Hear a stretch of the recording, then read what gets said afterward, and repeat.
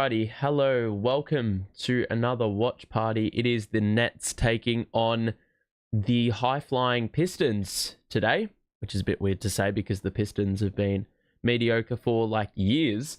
Game number 37 on the agenda, and the Nets are incredibly short-handed. They have only 8 available players: Keon Johnson, Tyrese Martin, Zaire Williams, Noah Clowney, and Nic Claxton. That is the starting 5. And then the bench options: Jalen Wilson, Reese Beekman, and Tosin, whatever the bloody hell your surname is. I don't know how to pronounce it, but that is the squad.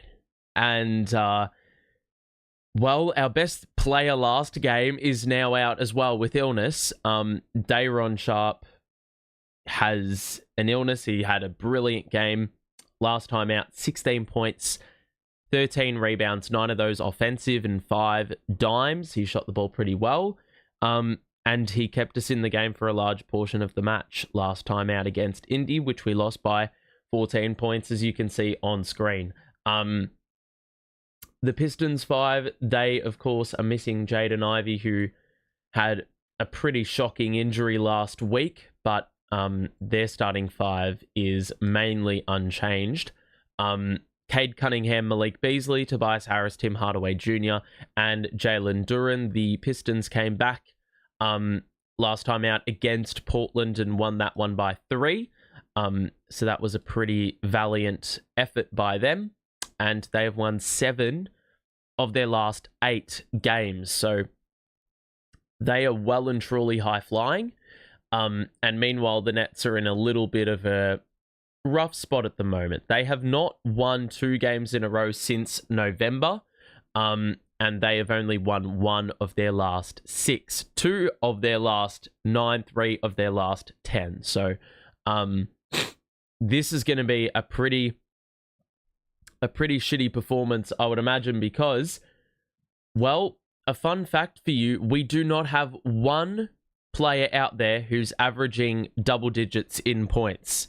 Claxton is the best at 9.7, I believe, and Jalen Wilson's averaging 9.3, Zaire 9.1, Noah Clowney 8.7. But there are 4 scorers averaging double figures on the roster, and, well, all 4 of them are unavailable.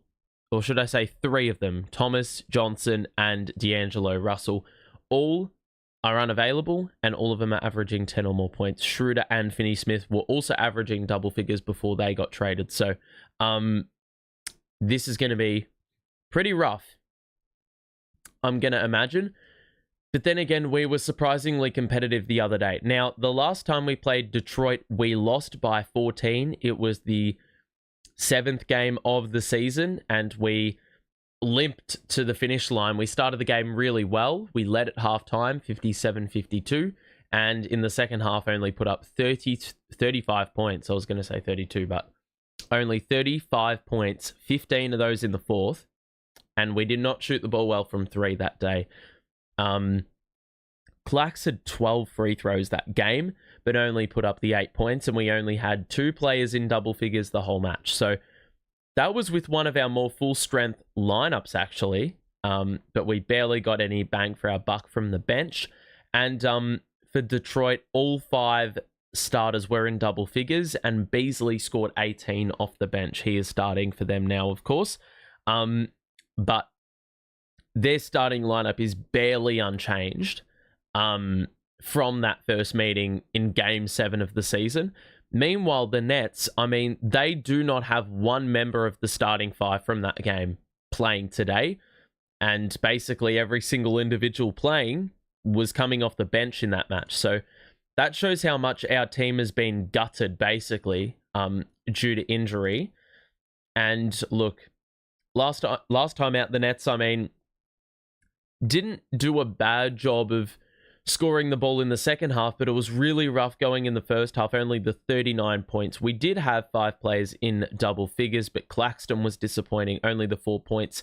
the only starter not in double figures, and we were largely inefficient from the field. We had 19 extra shots and only scored one more than the Pacers. So what would otherwise be an advantage usually, most definitely wasn't, because we didn't have the personnel to score at that high of a percentage, and we barely got to the free throw line, despite those 20 offensive rebounds. Turning the ball over, we did a pretty good job of being responsible with it. Only a couple players really responsible for most of the turnovers.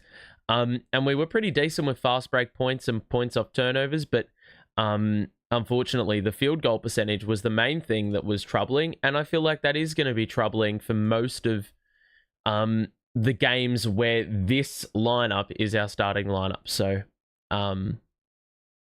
definitely going to be interesting to see how this team goes today.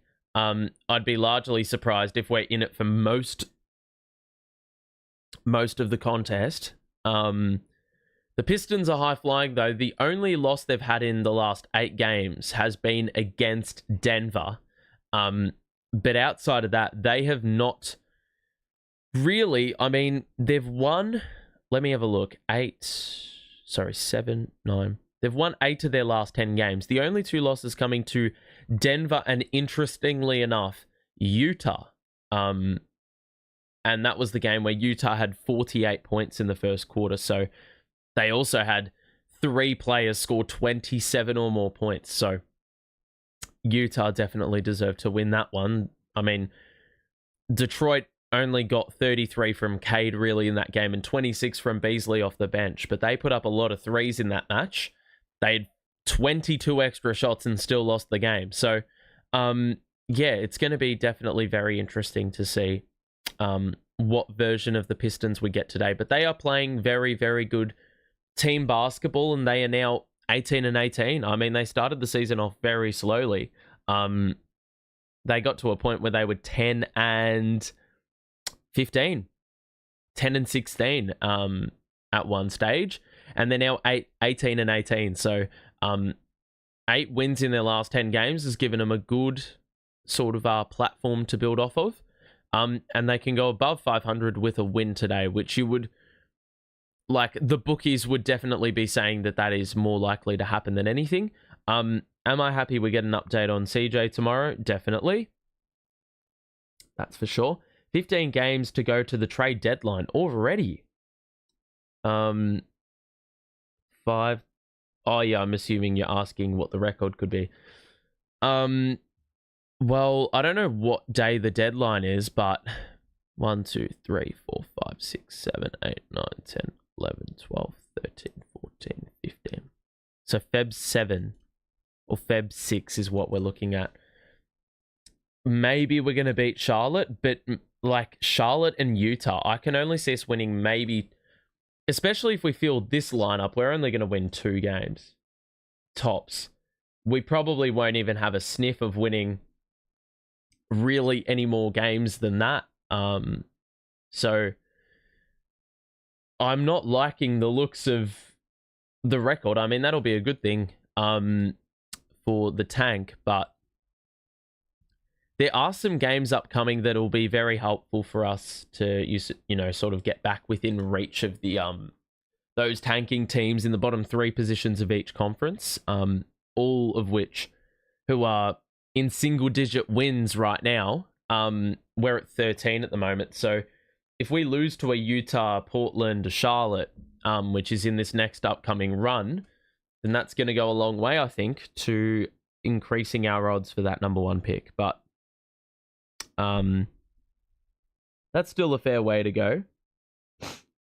And anything can happen, especially with this Nets roster. So I wouldn't be remotely surprised if we create a few surprises. The Nets wearing their cause jerseys. Claxton needs to have a good game today. I've put him in the player to watch spotlight because he was just straight shit the other day. Pretty disappointing showing by him. So let's see how we go in this match. Claxton's going to need to lead from the front because He's got the most experience. He averages the most points, the most rebounds. And yeah, I mean, if you're going to lead in a number of categories, you got to show it on the court with your play. Clowney in the corner puts one up, and that's a tough shot. Well contested by Detroit. They're going to get into a set early. Harris in the paint. The kick out to Beasley. Catch and fire. Got it. And Beasley is a very good player for them. I don't know what his 3-point percentage is from the outside this season, but I would imagine it's sitting at around 40%, which means you can't leave him open for a 3 like that. Here's Martin. Can he respond? He can. And the Nets on the board. 3 apiece. So, Beasley on the outside, given a little bit of room. Now, Duren. We can't really shoot the ball, so they're going to try run an off-ball set. Zaire has the assignment on Cade Cunningham, which is not really that surprising. Duren the spin, and Claxton gets there late. So, that hook shot was on the way down. Yes, it was. And so Claxton won't be credited with the block. It'll be the 2 points for the Pistons. Martin doing a little bit of ball handling. Claxton looking for the handoff. Here's Johnson. Drive in on Harris. Picks up his dribble. Rolls it back out to Martin. Well, the clock's winding down. He's got to shoot a 3, and it's an air ball. It's a swish, but it didn't go through the net. And so this... Well, we've already had 2 bad shots that haven't really even registered. I feel like Zaire could have a good game, though, on Cade Cunningham. And that's probably one of the good major extractions. Here's Johnson. After we get the steal, Clowney down the middle. The layup was bad. And then Martin nearly was able to poke it away. He did intercept the pass. And then he passes to Williams, who cut to the rim and blew the layup. A lot of layups missed early on here. Harris gonna shoot with the right and score. This is what happens when you play a bunch of twigs on the court at the same time. They're afraid of the contact. They can't brace for the contact. And a lot of these layups, you're going around. You're not going direct, and it's going to always be tough to complete the layup. So, unless you've got the class. Here's Claxton. And that's another example of the layup where you're going around because you can't, like, move the defender, but this time Claxton's good enough to make. And the Nets are down 2 with nearly 3 minutes gone in this opening quarter. Harris goes baseline, wraps it round. Hardaway Jr. is fouled, and he hit the 3.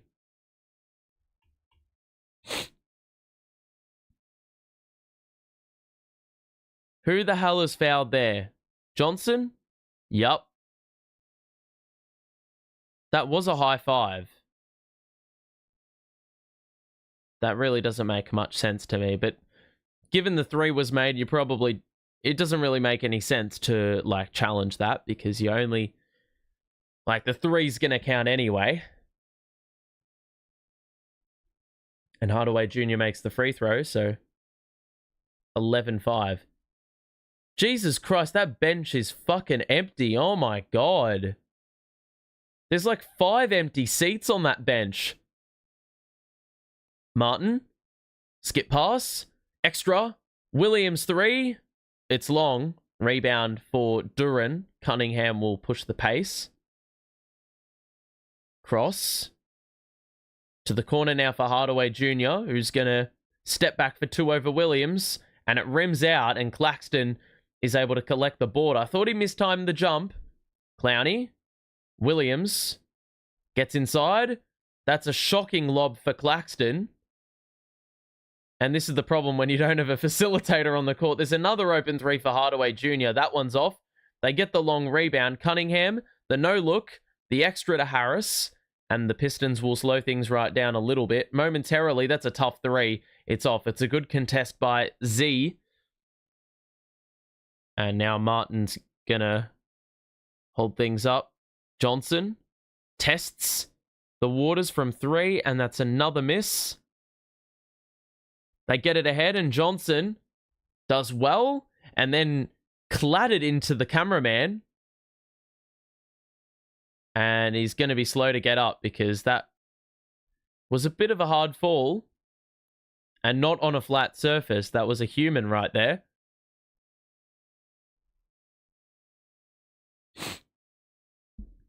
So, definitely been fairly disjointed so far, this match, which I don't think is really all that surprising when you look at the starting five for the Nets here. Duren on the perimeter. Looking for the handoff. It's Beasley now. Picks up his dribble and shoots over Johnson. There's another foul. Johnson is getting pinged with so many fouls. Although that one is a little bit less... like a little bit more surprising than the first one. Let's have a look. Where?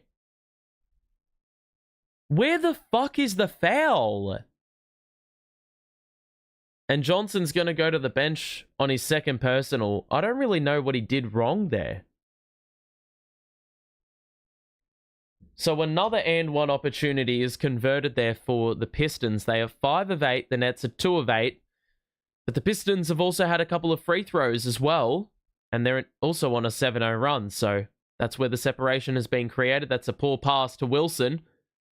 But a good move by Zaire. And he scores the layup as he closed out on the basket. Beasley nearly had it knocked away by Williams, who's been pretty disruptive early. Cunningham, easy layup. And there was no resistance defensively. So an early lead for Detroit. Williams looking for a handoff. There's Wilson. And a shocking pass to Claxton. How many times? It just keeps on happening. That same fucking handoff. Every time. Clax can't shield the ball well enough. He's not big enough to put his body in between the man and the ball. And Wilson's just basically passed it to Duren there at that point. It's just a shocking pass. Just not optimizing. Like, you're doing very little to benefit yourself in that case because Claxton, as I said, is already a twig. Consistently gets reached over by the defender that he's trying to post up. You got to have the pass like in front of him. You can't have it on his off arm to the point where Duren can just easily read that. It's so easy to anticipate. That's no good. So it's already a double figure lead. And I don't imagine it's going to get any better anytime soon, unless we can chop out those poor turnovers and get a few better looks at the basket. That's the only way you can have a sniff. Look at the rotation. My goodness. We're 3 of 9. Already a couple of turnovers. The Pistons have had the same, but they are shooting the ball lights out. And they have also made a couple of free throws. So every Piston on the board. And from a Nets standpoint, this could be a long night with basically no shooting, no facilitation. And really, without those two things, you're not going to have any form of offense. And we also have no players. So that's really the situation as it stands early on in this match. If you are enjoying so far, make sure to drop a like and subscribe. If you are new, we will be back for Nets Nuggets in a couple of days' time. Maybe we'll have a few players back that makes this at least slightly more bearable. But you don't like what you're seeing early on. Let me just say that. It's going to be rough. I mean, granted, that was a given going in, but fuck me, this lineup is bad. This team is just bad. This is a G League roster. There's like no one on the fucking bench. I don't know if... Looks like every player couldn't be asked rocking up. We have more players out than we do available. It's a fucking travesty. That's what it is. No Bogdanovic, Johnson, Lewis, Melton, Russell, Sharp, Simmons, Thomas, Watford, Whitehead. I nearly don't have enough fingers on both my hands to be able to count those. To count every single one of those. Absolutely crazy. Whitehead is out with concussion protocol. So we couldn't even catch a break with him playing. And Dayron Sharp was our best player the other night, but also he is out with illness. So I don't imagine he's on the bench because he's obviously not well. So only 3 fit players on the bench. We have the bare minimum of available players. It's absolutely ridiculous. Clowney drive, and he's lost the ball again. And Harris was there defensively to knock it out of bounds. So this is what I mean with Clowney, right? Like, he's just not big enough. He's still way too lanky. He's got more of that college build because he just cannot outmuscle NBA defenders. Claxton just tried to drive and he couldn't even get in the paint because he's not big enough either. And he's in his 6th NBA season. Williams walking a tightrope on the baseline. It's good defense. 7 to shoot. Kick out to Clowney, who's going to fire the 3. And he knocks it down in the face of the defender. That's a tough shot by Clowney. And I believe he's on the board for the first time tonight. Beasley gets inside. Wraparound is knocked away. Bounce pass to Duren. And he muscles his way to the rim. There's a foul. How on earth is that not an offensive foul? I'm pretty sure he's just used the arm to completely remove Claxton. That's not legal.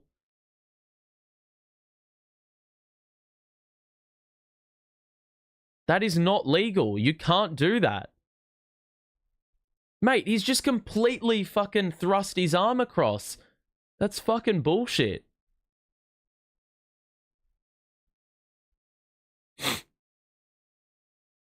I've seen so many of those calls being deemed offensive fouls. I've seen Claxton get pinged for less. Duren at the line as Pistons are getting ready to check in. It's Ron Holland coming in and Tosin's coming in for the Nets, playing against his former ball club.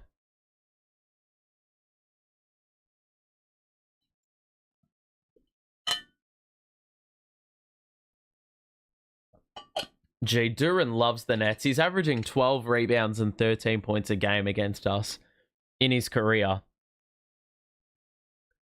That tells you all you need to know. Claxton's going to play heavy minutes tonight, I think, as the only available center on the roster.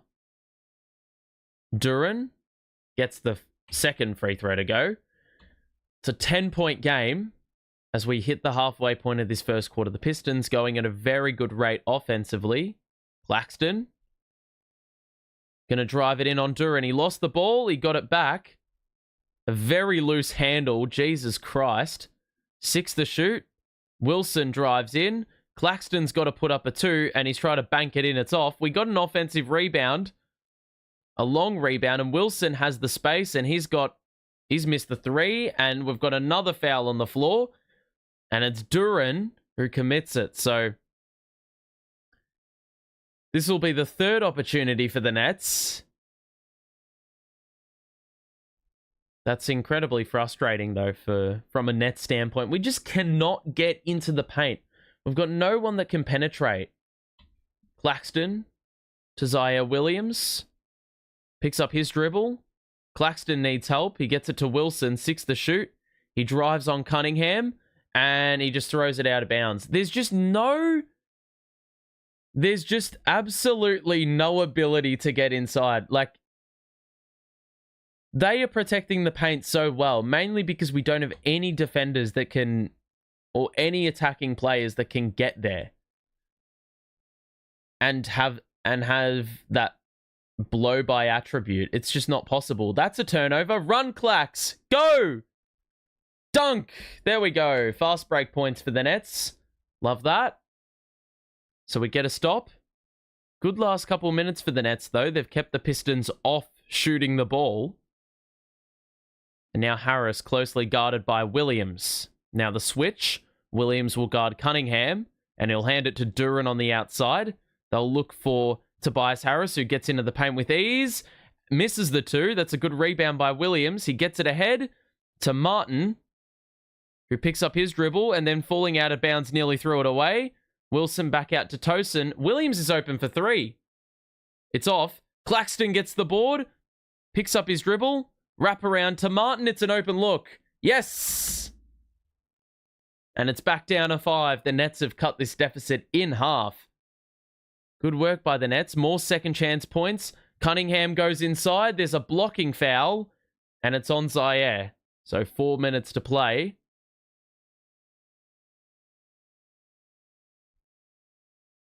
And the Pistons will go to the line to increase their lead to 7. Martin's hit a couple threes. That's a good sign. He's shown that ability time and time again in the minutes he's now been given. Cunningham at the line to shoot 2. We've got a couple changes for both teams. Stewart and Fontecchio to come in for Detroit. Cunningham misses the free throw, and at the same time, Clowney will check in with Beekman. So Clowney's going to have to play small ball 5, I would imagine, in those minutes that Claxton is off as he heads to the bench now. We're going to get absolutely cooked here. Stewart is massive compared to Clowney. I can already envision a bit of bully ball going on here. So the wings are going to need to help Clowney out, which of course creates a little bit of difficulty because you're going to leave open men on the perimeter in that case.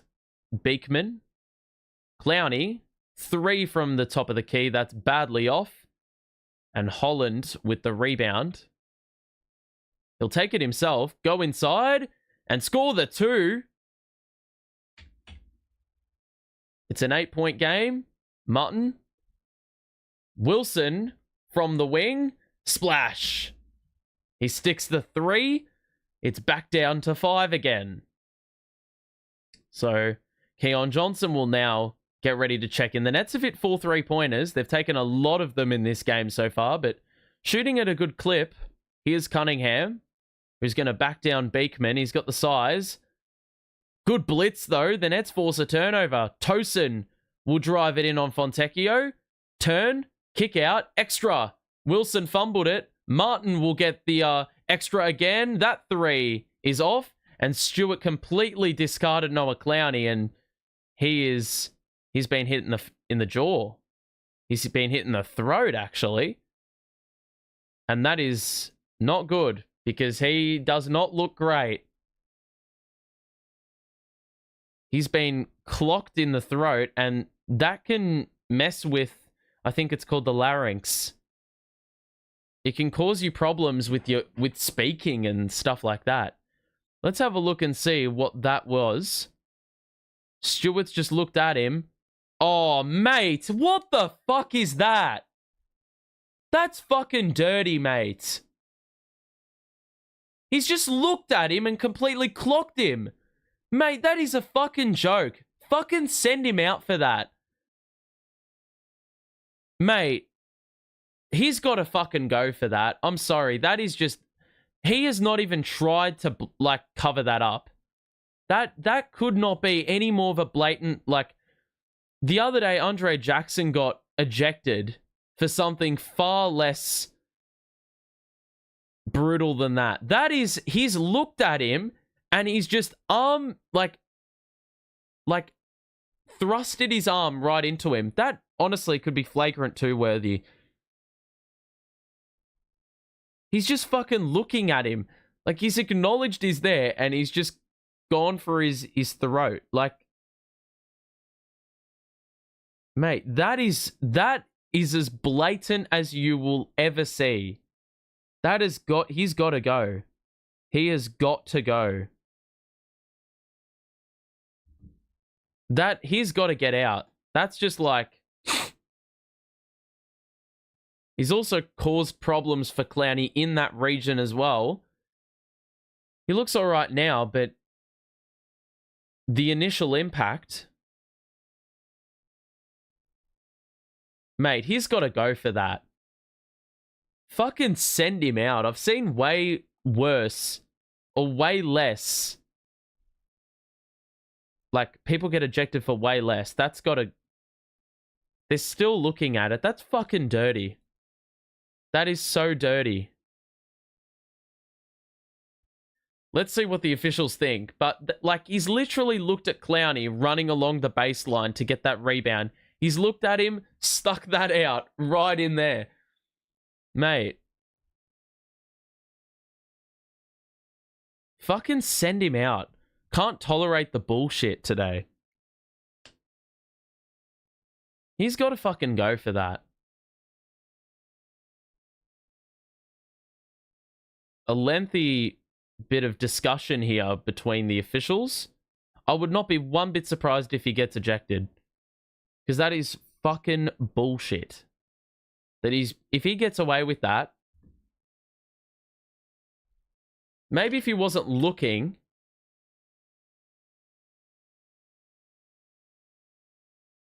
get him out.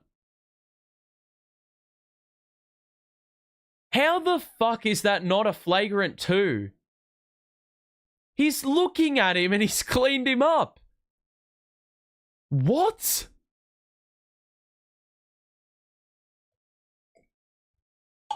How on earth has he not been ejected for that? That's actually criminal.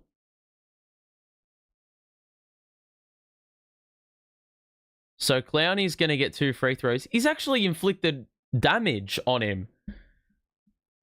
So Clowney will get 2 free throws at the line here, and he makes the first one. So we'll get free throws and ball. But I more just didn't want to tolerate the bullshit of Stewart today, so I've just wished he got thrown out. Second free throw goes down. He gets the bounce. So it's back down to 3 the margin. Nets have done well to get back into the contest after the Pistons had 20 in the first 6 minutes of the game. So they've gotten a little bit cold here. They haven't really been able to put up too many shots. Here's Clowney. Tosin gets inside. Tried to lob it up to Clowney. And it's out off the Pistons as they were trying to collect the rebound. So they've generated a lot of second chance opportunities here, the Nets. Whether the conversion's been all that great, that's a bit more questionable. Clowney's got a 3. Stewart awfully relaxed on that closeout. He just allowed Clowney to roll through the screen and create that space. Sasser is into the game for the Pistons as well. Guarded by Beekman. Beasley. Little bit of room to move. Fontecchio gets by Johnson. Oh! That is absolutely disgusting, that dunk. And he had the Pistons bench upstanding. Here's Clowney again. Hand off to Beekman. Gets inside, pocket pass, and Clowney scores the runner. So Clowney is clearly the high man. Holland, acceleration, wild layup is off. Tosin with the rebound. Johnson will push. Wilson has an open 3. It goes up. It's off. Rebound by Holland, and the Pistons will push. Beasley, wide open look. Put too much on it. Fontecchio got the offensive rebound, and it goes down for 2. Wilson got nudged under, and that is clearly his fault. So Pistons with the lead back. Johnson. Cross court to Tosin, who gets inside, and he's blocked. And they yet again cannot rake the rebound in. And with 1:40 to play, we're going to get a timeout. So Noah Clowney has been the clear high man for the Nets thus far, and has absolutely zero interest in tanking. This game is a lot closer than I expected after the Pistons got off to a very good start. They were out to a double-figure lead. Clowney's got 10. So a very good start by him, and he's going at 3 of 7 shooting. He's hit a couple 3-pointers, which is always optimal. And the Nets have done a decent job, I think, of forcing a few turnovers in this opening quarter. Not too many, but the Pistons have had 4 turnovers total. They are shooting 10 of 16. Now, the Nets the other day, of course, were not great shooting the ball, but they had 20 extra shots. In this game, they've already got 8 extra shots, and that's keeping them in the game, even despite that efficiency being a little bit wacko. They've had 14 threes attempted already, and they've hit 5, so it's not a bad percentage. I think they're just going to go for mass output from 3 because probably not going to score enough from 2 in order to win the game. But overall, Clowney's been a clear standout for us. For Detroit, Beasley's got 6. Duren's got 6. Cunningham, only the 3 points on the 1 shot attempted. So we've played pretty well defensively in forcing the ball away from him. But they've still had a very good amount of output from the rest of their personnel that they have available. And they have a lot of it, in comparison to us at least. So that is the situation. If you are enjoying the stream, make sure to drop a like and subscribe if you are new. We'll be back for Nets versus Nuggets in a couple of days' time. So I hope to see you there. But at this current stage, this has been yet again, like the Pacers game, it's been a pretty pleasant start, I think. After a certain bit of time, the Pacers really started to come to grips with their offense.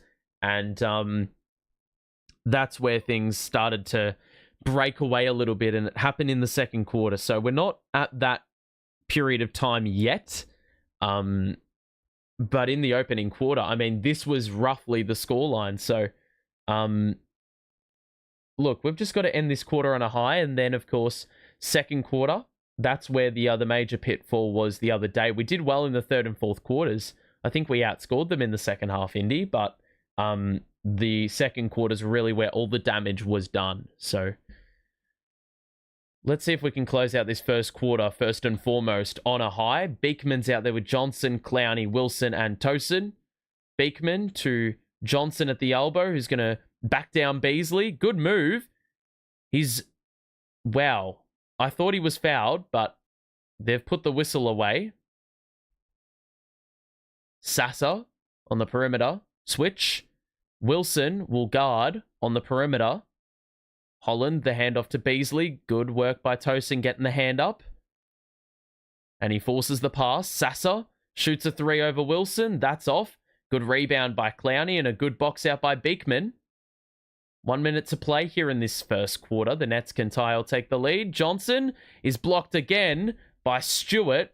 And he has been a very good asset for them, rim protection-wise, in this opening quarter. I think he's had 2 or 3 blocks.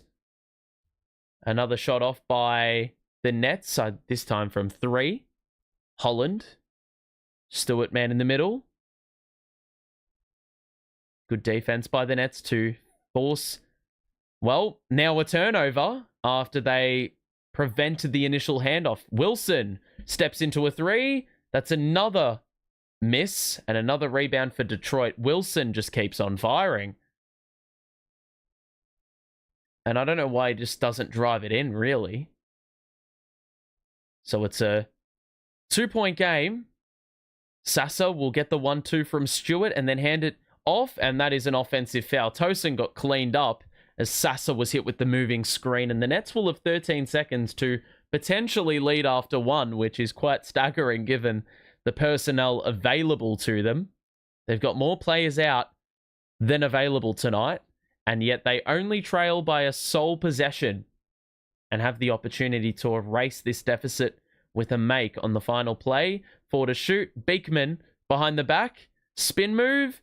And that's going to do it. We had run out of time. And, well, we've had quite a few of those disjointed possessions in this game. But somehow we still have the 25 points. And we also only trail by 2. So not a bad opening quarter by any stretch, given who we have available. But when you look at the box score and you see that we're shooting 9 of 28, that is a bit of an issue. However, the fact that we have 11 extra shots, that's a very good sign. I mean, the rebounding, we're actually getting out-rebounded, amazingly enough. But the turnovers are the big thing here. 6 turnovers to 3. The Pistons have had a few more.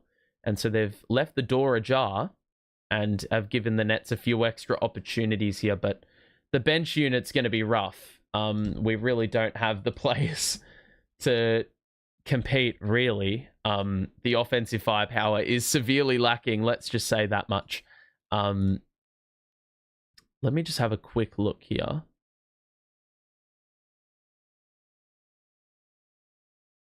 Offensive rebounds. We've only had the 3 offensive rebounds. I'm still confused how we've had this many shots. You know what? I don't think we've had the rebounds, but I think the Pistons have fumbled a lot of defensive rebounds.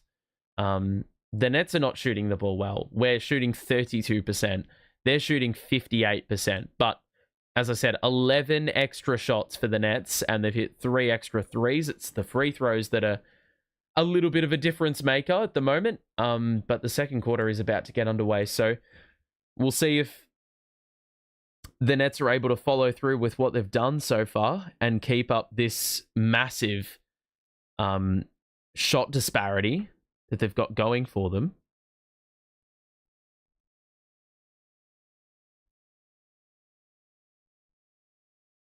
But overall, I mean, it's been a valiant effort. That's for sure. I mean, we've played hard.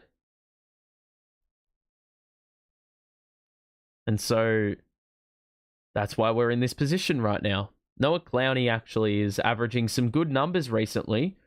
41% from 3 on 6 attempts a game in the last 18 matches. So not a small sample by any means. Clowney's hit 2 threes tonight, so good signs.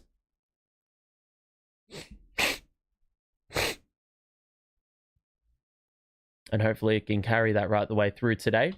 Cunningham is guarded by Beekman, a smaller defender. Now the switch, Johnson guarding. So it's Johnson, Beekman, Tosin, Claxton, and Wilson, the 5. Cunningham, guarded by Claxton, jab step, 3, badly off, and Fontecchio isn't able to save it. And another miss for the Pistons. So we've slowed them right up now after they scored 20 in the first 6 minutes, only the 7 points since. And the Nets have been able to get back into the game because of it, despite their lack of offense. Beekman, I don't know where he's trying to get that pass off to. There was nothing on offer. Good cut by Fontecchio, and he gets the dunk. Like, that's just a shocking pass by Beekman. I don't know where he was looking. There was no room to pinpoint that pass to the cutter. Tosin, kick out to Johnson. No hand in the face. It's off. And no body on Tosin. Oh my goodness. That's a beautiful looking floater over multiple Piston arms with 13 second chance points. Cunningham, 3 for Beasley. That's off. Claxton rebound. And he's going to go right at Stewart, I think, because why not? Goes up, another block, another rebound for Cunningham. They get it ahead too. Johnson's fucking half asleep. He had tunnel vision on that play. Oh my God. We nearly fumbled the ball in the backcourt, and we've got to get it across half court as well. Beekman does well to withstand the pressure. Tosin, foul. Got it to go. +1. So he's looked pretty good in his minutes when he's played. So the Pistons only up 2, and now a free throw here. I believe Beasley was the man who committed the foul. Bit of contact on the arm. Free throw for Tosin. After about 90 seconds of action here in the second quarter. Pistons have broken out in transition, and that's how they've gotten their buckets in the second quarter. Free throw for Tosin, though. He had a good game last time out, 8.6 boards.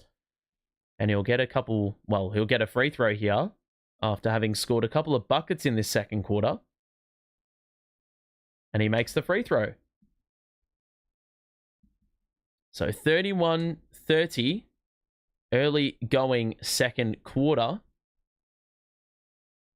Fontecchio doesn't shoot the 3, drives in, misses the banker. Oh my fucking God, lads.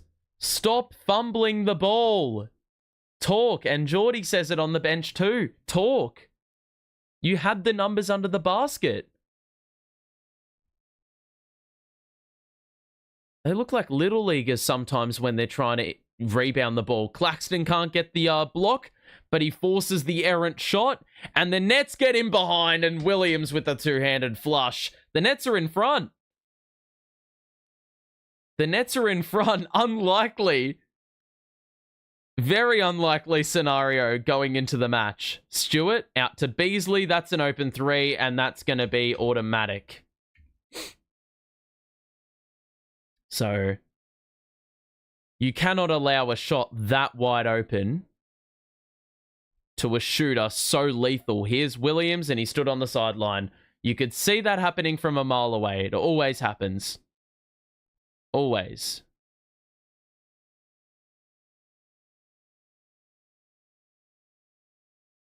So 34-32. Pistons with an opportunity to get some breathing room early in the second quarter. After they had that in the first quarter. Playing a bit of zone here, it looks like. Or half-assed zone, really. Beasley to Cunningham. Moves through. Bounce pass to the corner for Holland. That three is off. Rebound secured by Stewart. There was just shocking box-out attempts. Claxton was stuck on the perimeter, so he was chasing tail.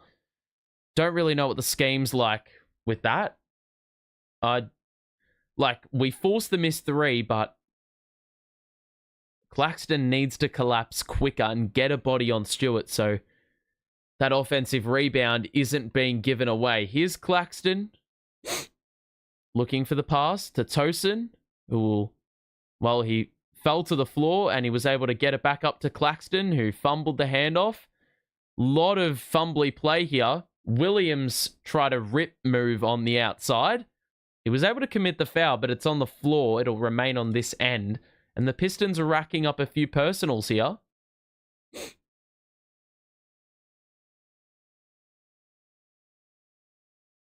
So, 4-point lead. Nets have the ball on the side. Tosin out. Martin back into the contest. Beekman will sit down as well. Clowney's going to come back in. So, all five starters back on the floor for the Nets. Although it doesn't really seem like it. Great play off the ball to get Clowney wide open on the backdoor cut. Claxton with the feed. And the Nets only down 2. Cunningham gets inside. Good defense. Claxton sends that shit out of here. And Clax is talking with the official. He's like, where the fuck is the whistle for us? Because that was... It looks like Zaire got hit on the way up. Cunningham, yeah, he did, stick an arm out. He's hit Zaire on the arm. Surely that was a bit of an offensive foul. Beasley, high off the window. That's pretty. Beasley is looking like an MVP candidate out there. He's got 14 in the game. High man amongst both teams. That's a really dodgy pass. Fucking hell, Keon. It's an absolute raffle. It's a 4-on-1 break, and Johnson, mate, you are just dog shit. So, I don't even know where the hell he's looking with this pass. Let me have a look. Yeah, that's just way, I could honestly criticize both parties, because Martin's tried to take it with one hand, and Keon Johnson's put it way too far in front. So, 6-point lead now for the Pistons. They're getting a little bit of a gap on us. But the Nets are being highly competitive. Beasley has been prolific. 13 points for him. And for the Nets, 12 points to Clowney. 4 of 8 shooting. The Nets have... Well, I think they've actually done a really good job of shooting the ball in this second quarter. But the Pistons now are only 3 shots behind somehow. They were 11 shots behind before. So I'm really trying to come to terms with how this has changed so quickly. The rebounding is in favor of Detroit by 4. But really, I know the Nets have had a few turnovers in this quarter. The Pistons haven't really, but surely that hasn't made them 8 shots better. That's where I'm just a little bit confused. Alrighty. If you are enjoying the stream, make sure to drop a like and subscribe. If you are new as well, we will be back in a couple of days for Nets Nuggets with hopefully a much healthier roster, that's for sure. Nets given this game a red hot crack, that's for sure.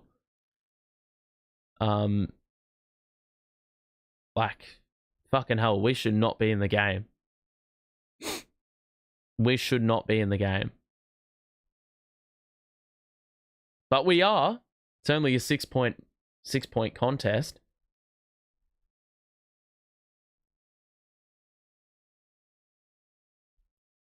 So, look, this quarter is the quarter where we... Yeah, this is the quarter where we completely lost our way in the previous meeting.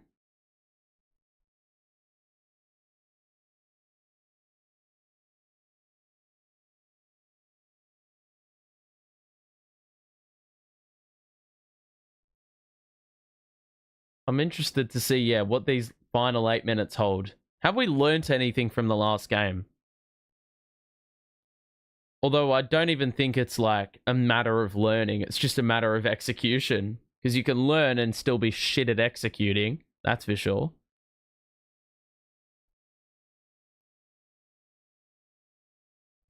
Alrighty. So 40-34. The Nets back into a set now after the timeout. With all 5 starters on the floor. Clowney's got an open 3. And he's hit another one. And he's being given a lot of space on some of these attempts. That's number 3. Clowney's got 15 already in the game. And he's a huge reason as to why we're in this game. There's a foul and Williams was getting held. And Cunningham was also getting wrapped up by Z. So 7:39 to play in the second quarter. It's a 1-possession game. It's been, pleasantly surprising given the Pistons are winners of 7 of their last 8 games. Harris is back out on the floor with Hardaway Jr. Cunningham, very physical here with Zaire Williams. Kick out forced. 3, and Hardaway's hit it. Fuck's sake, man.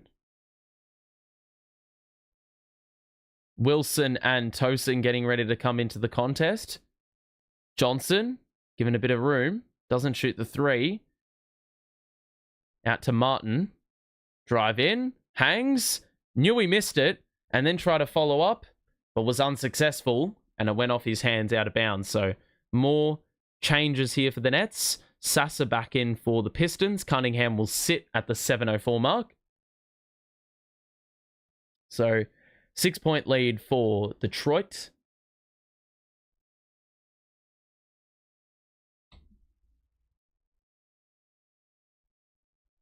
Seven minutes to play. Sasa to Fontecchio. We just need a couple turnovers created in this quarter because I don't think they've turned it over yet. Harris.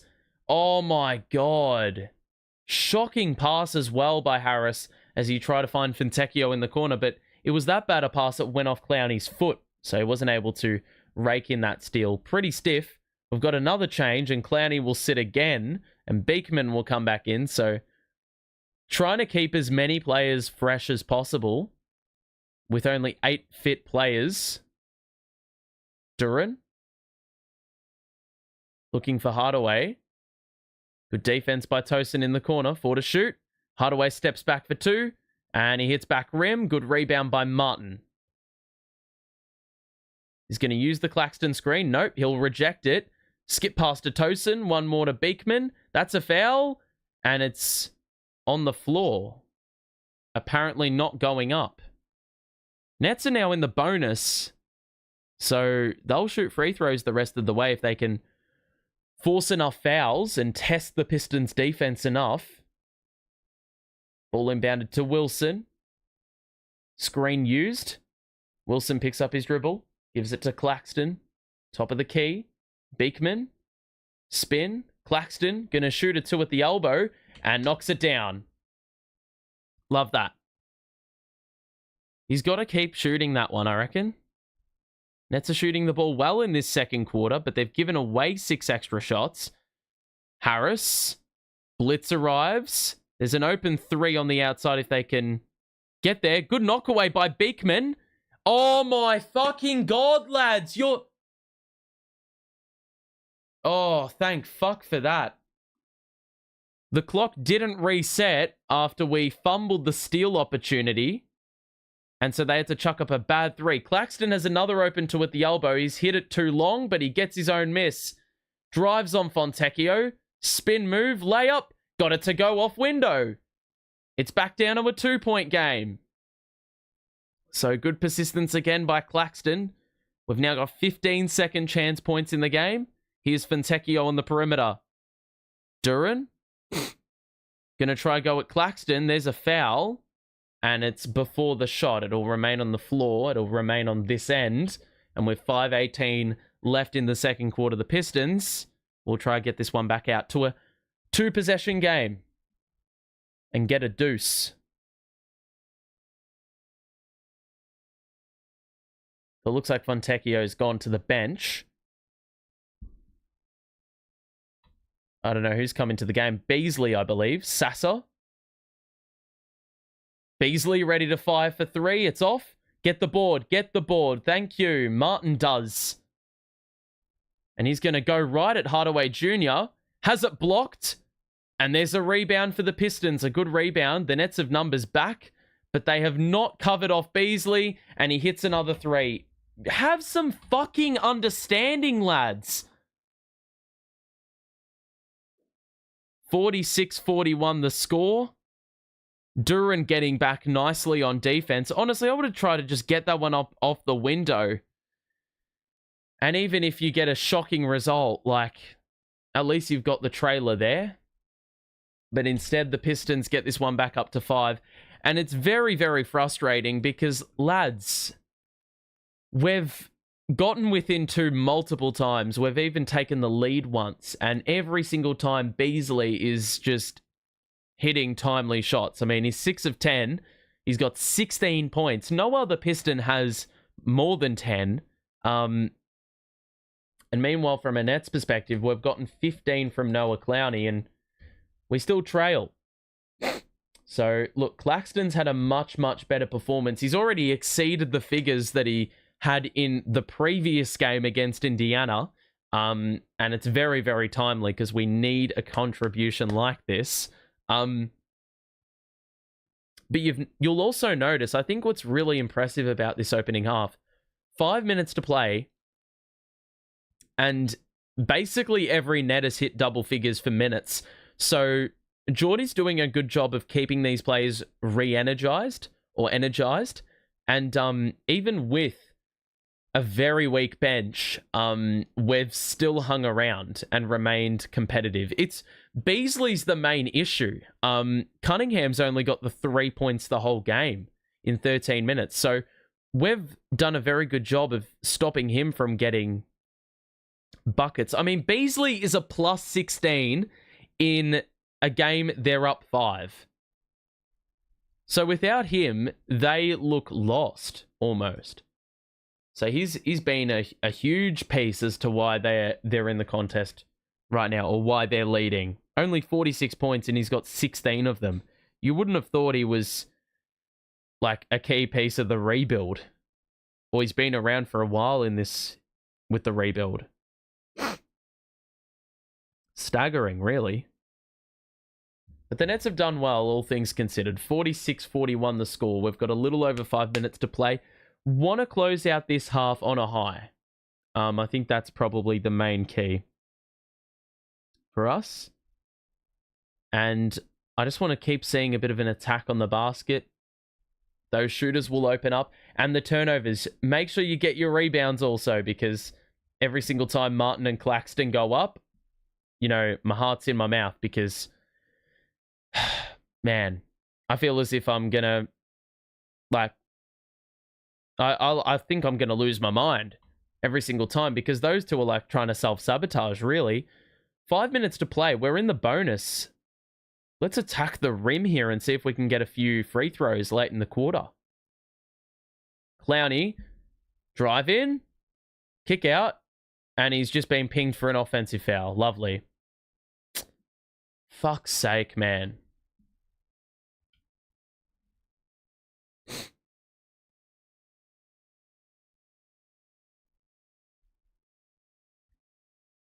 So that's a turnover. Just as I said, don't commit a turnover. So the Nets are going to have to knuckle down and get a stop here. Very open near side. The weak side is packed with players. Hardaway. It's good pressing there by Wilson. Beasley shoots a three. It's off. And Duren blows the putback attempt with no Claxton on the floor. Wilson, drive. Kick out to Clowney. He's going to fire. And he's off again. I want the drive, man. You're in the bonus, mate. 4 minutes to play. Come on. Sassa's got an open three. And he hits that as well on the pull-up. He had Wilson reeling, because I'm pretty sure he was more conscious of the drive attempt. This leads now back out to 8. Clowney just keeps on shooting threes. What are you fucking doing, mate? Like, drive the ball in, lads. The two's off. Get the rebound. Push it now. Go. Go. Martin. Euro. Where are you passing the ball? Oh my God, put a shot up. Harris has an open three. Are we remotely interested in playing fucking perimeter defense? Fucking hell, lads. 9-0 run in 2 minutes. You called a timeout and you've done nothing with it. Get inside and shoot the ball. These fucking pull-up twos 10 feet from the basket. Lay it up. Oh my God, another three. They've hit another one. They've hit 4 threes in about 2 minutes. 14-point lead from nothing. It's the same shit as last game. Same shit. Fucking waste of a good half. Like, what are we doing? Oh my God, another three. You have been in the bonus for 4 minutes and you haven't shot a 2. I don't care if you fucking miss it. Just take the attempt. Oh my God. Harris shoots another 2. That hits back rim. Like, you have a fast break opportunity and you're shooting threes. Drive the ball. Drive it. Go. Oh my God. Who would have fucking thought the minute you drive it, you're going to score it? Oh, Jesus Christ. We hit the 2, but now in a 12-point hole because we kept shooting 3-pointers. Completely compromised our defense. Sassa. Back out to Beasley. You can already bank on him hitting a 3 from here. Shovels it to Harris. Good verticality by Clowney, but Harris is too big. 1:30 to play here in this second quarter. The lead is 14. And fucking hell, we don't deserve it. But that's what happens when your, well, shot selection is cooked. Beekman goes downhill. He was blocked. And then they fumbled the rebound. And they never got it up the other end. This will be reset to 14. Stewart will come back into the contest to close out this first half. This just frustrates me because even against the Pacers were shit in the first half. Like, I wouldn't even say the Pistons have been above average. And here we are with them down 14. Harris has just completely disappeared from the game. Got to get the ball in. Got to get it in. We just got it in. Tosin turns the corner. There's a foul. And it's on Hardaway. And because we're in the bonus, it'll be free throws. But, like, see, I just do not understand why it took us so long. It took us a complete run of giving away 12 consecutive points to realize that we were in the bonus. And we can actually attack the basket. Like, absolutely infuriating. So, the lead is 13. I wouldn't have complained if it was a 12-0 run, like, with different circumstances, more understanding circumstances. But this is just fucking bullshit, the way they've done that. The way they've managed it. Beasley on the outside, guarded by Tosin. Cunningham's back in. Cross. Gets inside, steps back for 2. It's a tough shot and it's a make. They just now can't fucking miss. So 59-45. They were going at snail's pace for ages. They've cracked on in the last few minutes to beef up that score and beef up the lead. Beekman on the perimeter. 40 seconds to play here in the second quarter. Williams lost the ball, and it is a kick. And the Pistons had two players queuing up at the rim. So very, very, very, very lucky that didn't result in a fast break opportunity. It did come off the boot of Holland. So 59-48-45 the score. At least I hope it will be 48 in about 10 seconds time. We've got a 2-for-1 chance. Wilson, drive in. Euro, kick out. Tosin, please drive it in. Shoots a 2 on the baseline and hits. So we execute the 2-for-1 well. 4-second difference between shot and game. Can do a lot with those seconds. Now we just got to hold for a stop here. 59-47 the score. Cunningham's going to hold. Closed out by 2. Skip pass. Read by Beekman. Go! Layup. And it is a bucket. Cunningham hit with a goaltend. Beekman with the 2. Yeah, and he was there way, way, way too late. So Pistons have 4 seconds. 3, 2, shoots over Clowney. It's badly off, and that's halftime. So 10 points at the main break. We score a couple buckets late in the quarter to ensure that this is within reach heading into the second half. But I still think it's a bit of a letdown because we played a much better half than what the scoreline would suggest. I mean, them scoring 32 points in the second quarter, I think, is a little bit criminal because they, aside from a burst at the end of the quarter where they hit 4 threes in about 2 minutes, like, really, their offense hasn't looked anything special, and they probably should be up by 5 or 6, I'm going to say. But it is halftime, and the Nets have definitely put in a shift. They just don't have the firepower, which is a bit of a shame, but we're still getting some good contributions here across the floor. I mean, Claxton's only played the 14 minutes, which I find very, very interesting. Wilson and Tosin have played more minutes.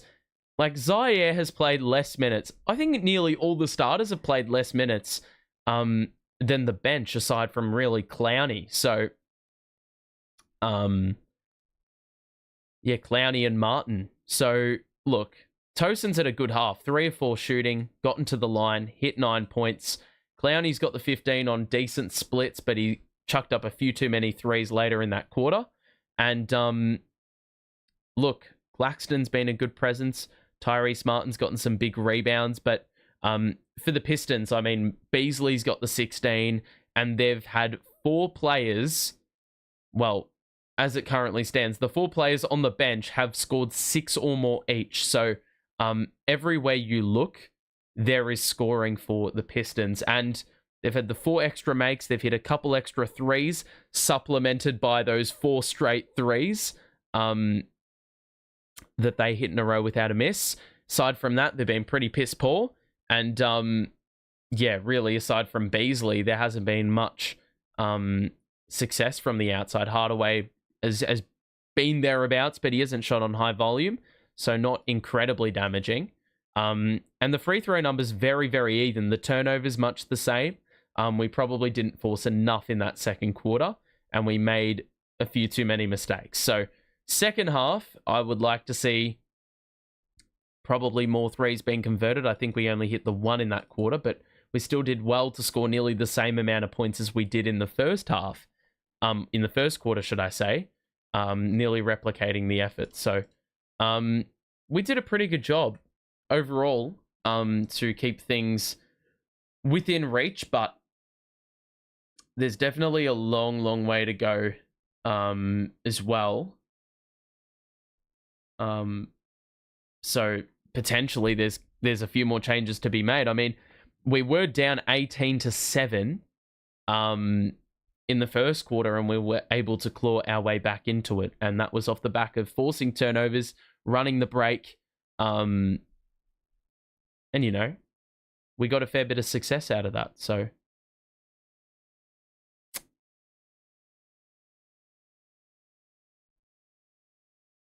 alrighty.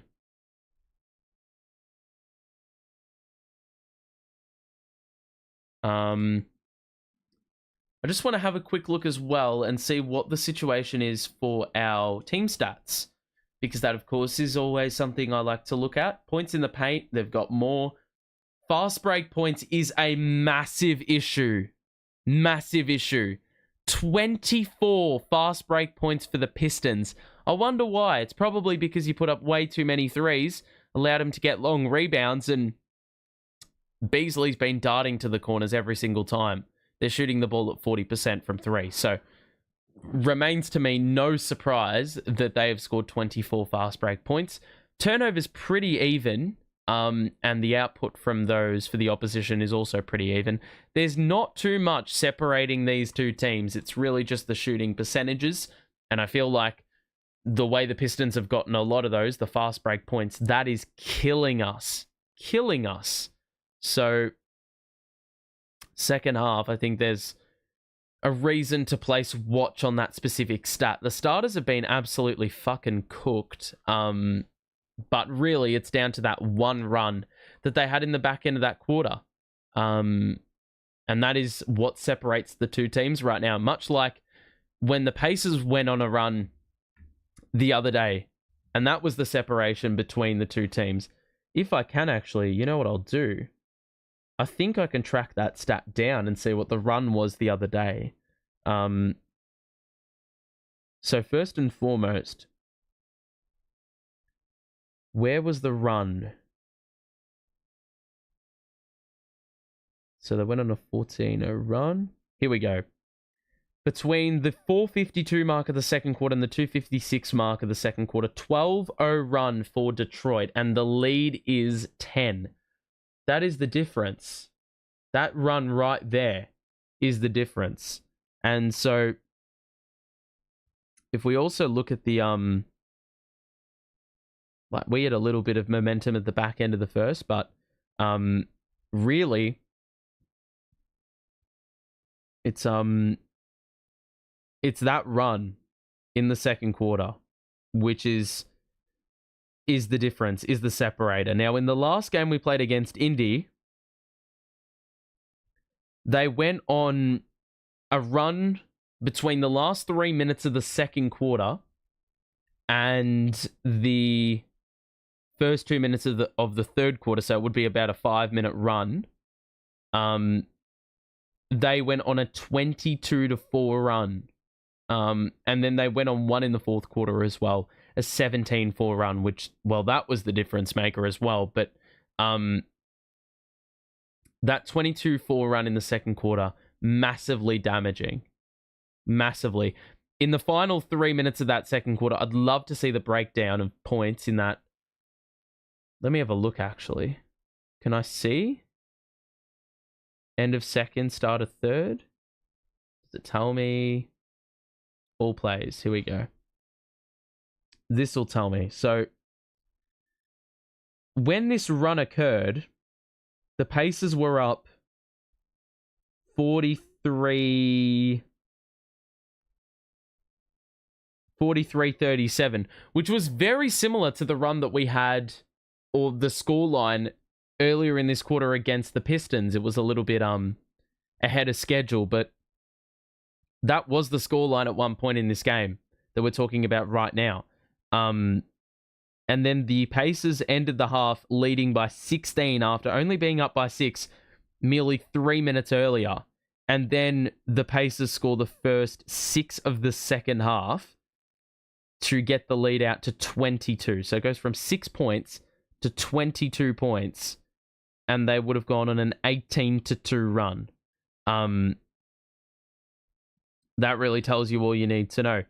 And then you track to this game, and if I look at the split, it was 43-41. What the hell? It was 43-41 with 5 minutes to play. and then they scored 12 consecutive to like knock it out to 14, frustratingly. So that's really disappointing because, as I said, great first half, good competitiveness, and you see yourself with a far larger gap than I think they wanted. A far larger gap than they would have wanted heading into the main change, because it was a good shift for the most part. If you are enjoying the stream, make sure to drop a like and subscribe if you are new as well. We will be back for Nets versus Nuggets in a couple of days' time, so make sure to tune in to that game. But right now, there's still a lot of game time left, but it's going to take a pretty special shift, I would imagine. Would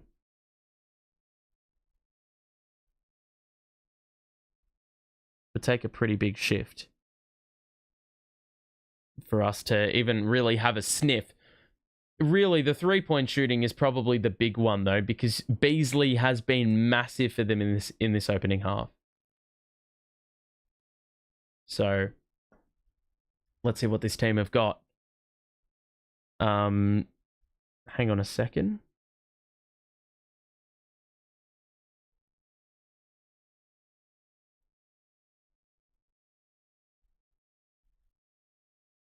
Okay.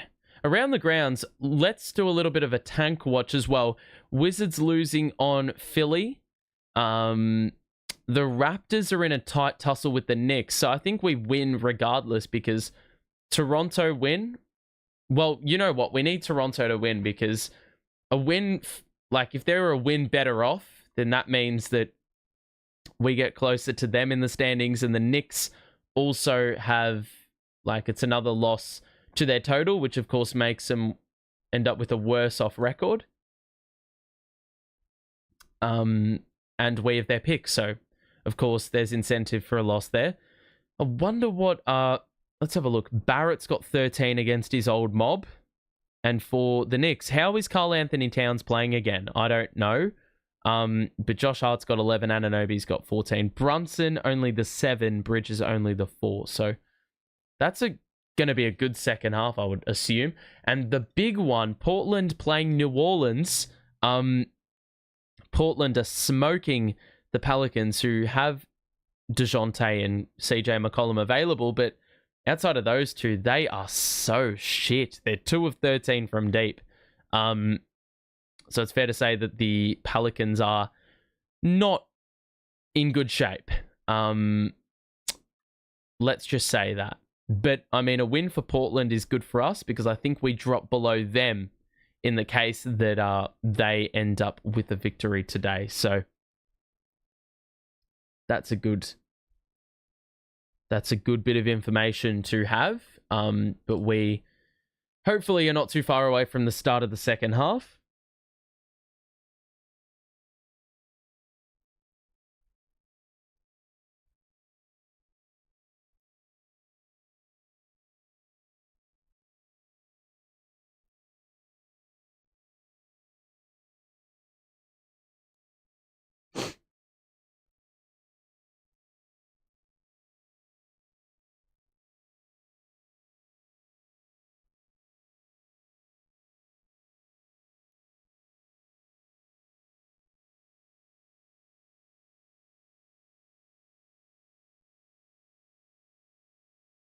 Alrighty.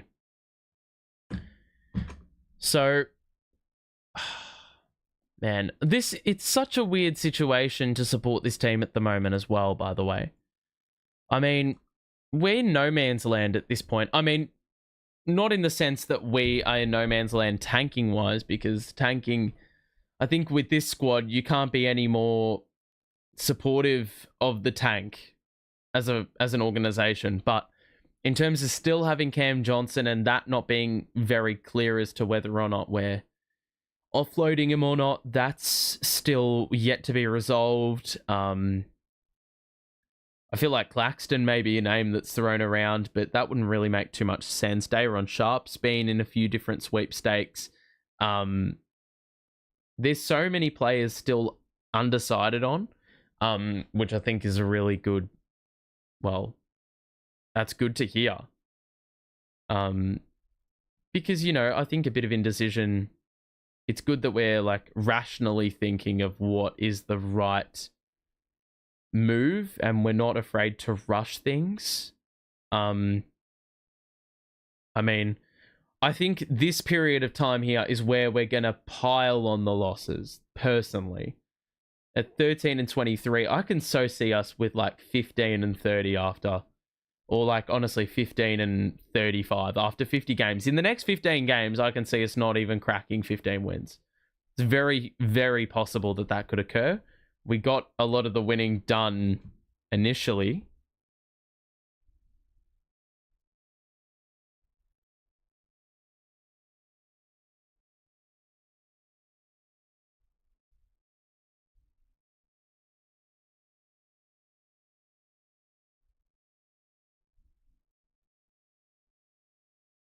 All right.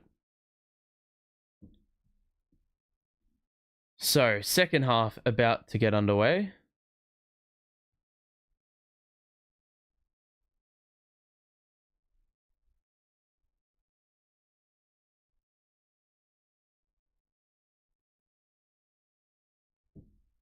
All right, second half action about to get underway with that lead sitting at 10. In case you've missed it, Clowney's got 15 and got elbowed in the throat. Stewart was assessed a flagrant one, not tossed out. Tobias Harris went down to the rooms. Not sure what's happened with him. And the Nets allowed 12 consecutive Pistons points at the second half of the second half. And that is why they lead by the margin they're at right now. So 12, two lots of 12 remaining in this game. Ball will be inbounded. And I'm just trying to see if Tobias Harris is out there. He is. So obviously he wanted an early exit in the first half. The lead is 10. And the Pistons will pass across to Cade Cunningham now.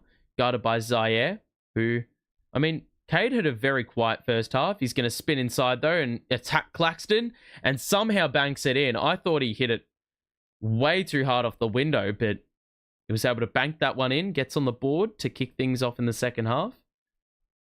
It's a 12-point lead. Early going. Clowney knocked off balance, but was able to pass it off to Martin, and now Williams using the Claxton screen. Here is Claxton, who's going to create a bit of space, and he's somehow got it to go with the left. Tough move with the left hand. I mean, Duren was blanketing him, and he was still able to get it to go. Knock away by Williams. He read the cut. It was easy to anticipate. They were looking for Cunningham, and, well, it's going to be reset from the side, but a few seconds knocked off the 24. They've got 15 to work with. They get it into Beasley, trapped under the basket. Harris, pump fake, cross, drive in, stop and go, kick out to Beasley from way back. It's short, the board by Clowney, and he'll get it across to Williams. Screen. Skip past to Clowney. Pass to Martin. He's going to shoot over Harris, and he hits the three. All net. It's back down to 7. Got 5 straight. And we just got to get a few more stops, and all of a sudden, this is well and truly a ball game yet again. Duren. Euro. Layup. Tough make. So that's a typical big man move against Claxton, that's for sure. Williams.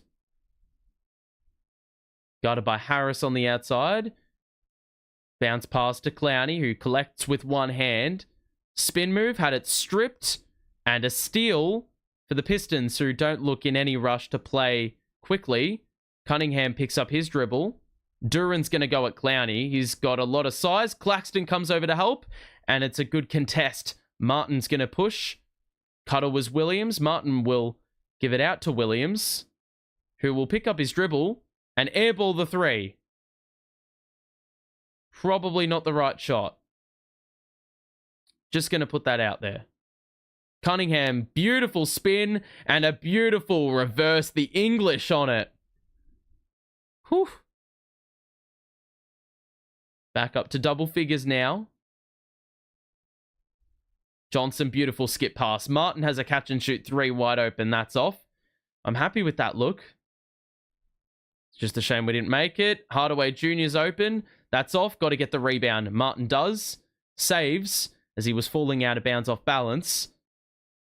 Johnson. Moving pretty slowly to get into a set here. I mean, 12 seconds elapsed and we've had like 2 passes. Williams cross, drive in, hangs off one leg and he couldn't bank it in either. Claxton's just got to start shooting on the outside, I reckon. Because Duren is staying home at all times. Here he is now. No look to Hardaway Jr. That's a foul. No surprises there. Hardaway is taking a bit of time here to get up. Another rash closeout by the Nets.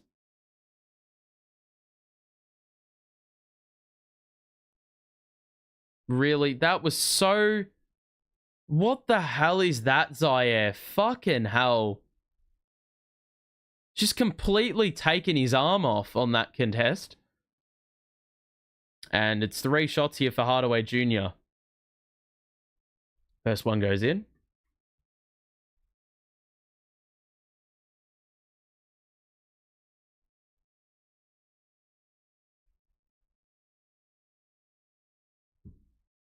Second is good.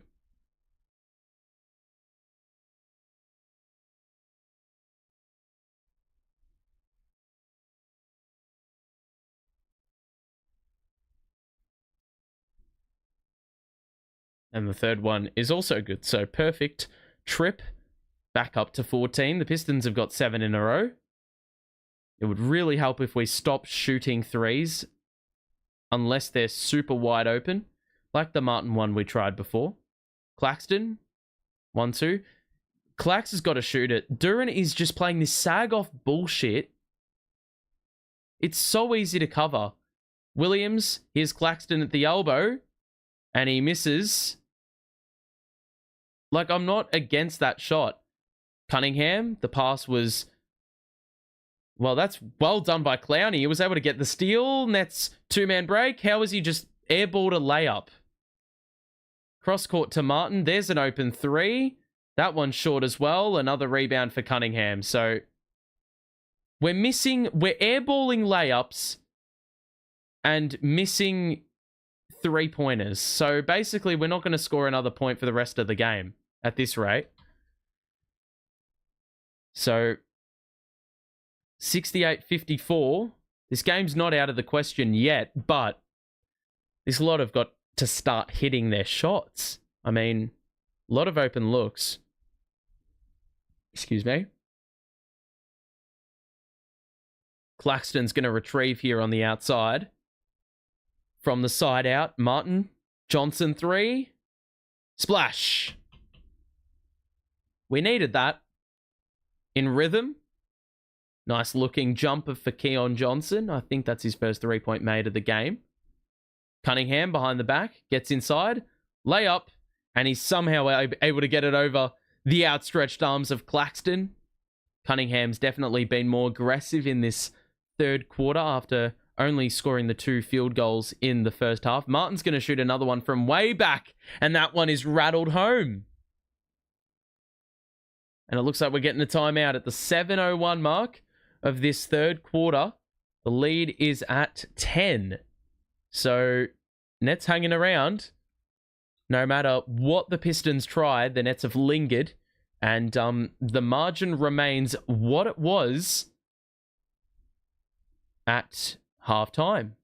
The tank is on, guys. Well, yeah, you're right. The tank is on, but the Nets are doing a pretty good job, all things considered, to remain within 10 with this availability. I mean,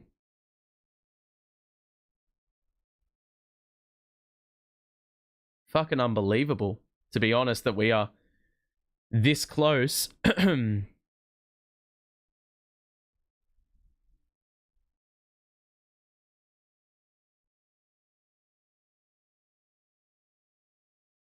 Alrighty.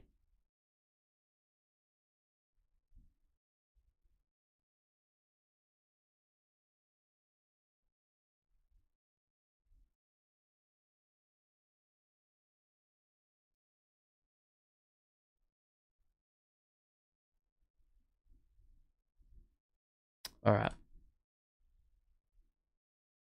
Ooh, let me have a look at the box score. Let's see what's up. Clowney's still on the 15 points. Claxton is now in double figures. Martin also in double figures. He has scored all his points exclusively from 3-point range. Also got the 8 rebounds, so I think there's a bit of a double-double watch definitely for Tyrese. Zaire, only the 4 points. He has not hit a 3 tonight after he hit 2 or more threes in his first 3 games since returning. And for the Pistons, Cade Cunningham is now up to 11 points after he was 2 of 5 in the first half. He's 3 of 3 in this quarter here alone. And the Nets are back up to having 5 extra shots compared to the Pistons. They've hit more threes now, but the free throw number is now in the Pistons' favor. They got 3 shots off the back of that. Tim Hardaway Jr. 3-pointer, which was fouled on by Zaire. So 70-60 early in this second half. 5 of 12 from the field. Noah Clowney in this game, 3 threes. We've had to find scoring from other avenues in the middle 2 quarters because Clowney got 10 of his 15 in the first quarter. So, yeah, that is the situation with him. Any changes for the Nets? Doesn't look to be. And from a Pistons perspective, they also remain the same. Hardaway Jr. at the logo to Cunningham. Jab step, drive in, pocket pass, layup. It's off. Claxton's been called with the personal as he tried to go off glass, Duren. It's going to be 2 more free throws for him. Where are all our injured players? Cam Johnson in the blue jacket. Watford in the hoodie. D'Lo in the Nets merch. Simmons also on the side. Bit more of a full bench than what we had to start the game. Duren's short on the free throw.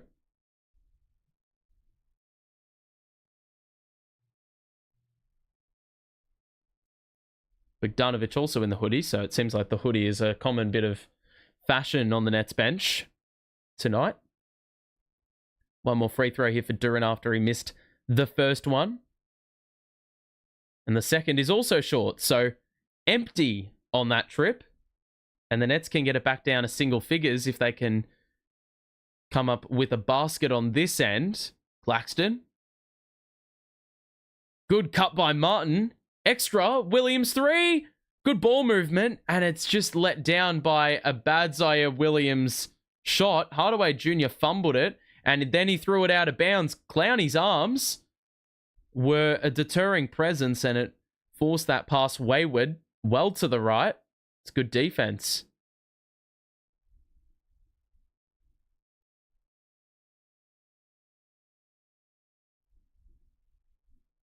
So, Nets resume with the ball. Johnson gets inside. Lob was also there, but Johnson went solo and was able to score and cut it back down to 8. So, Nets outscoring the Pistons in this third quarter. Halfway through, Wilson getting ready to check in. Cunningham pressed. Guarded now by Johnson. Knock away by Williams. He was able to read the pass. We have the cutter. Clowney, dunk. Fast break points. Again, it's back down to half a dozen. And the Nets have scored 7 straight. So it's a game of runs, they say. And then Williams nearly was able to poke away the Cunningham dribble. Hardaway to Harris in the post. He's got Martin on him. Claxton can come and help because Duren can't shoot. Harris fade away. My goodness, that was such a good shot to the point where I couldn't even tell the net moved. It was that pure. Claxton looking. Oh my fucking God. Offensive foul. How many times has that been a thing in an NBA game and it's never called a foul? That's just a load of shit, personally.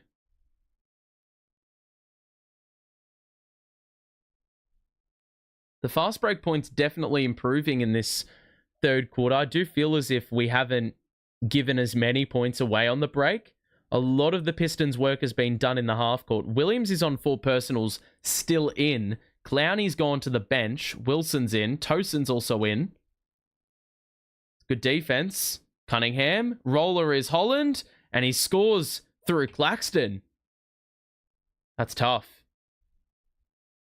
So we're back up to double figures. Good response by Detroit. Claxton got completely fucking discarded and there was no foul. And now the Pistons go up and a 2 for Cunningham in transition. And just as I say, the fast break points, we've done well to contain it. The Pistons respond again. So back up to 12 and the Pistons have the lead again. And, yep, just adding to a little bit more frustration. Whoops, that's the pregame. This is what we're looking at again.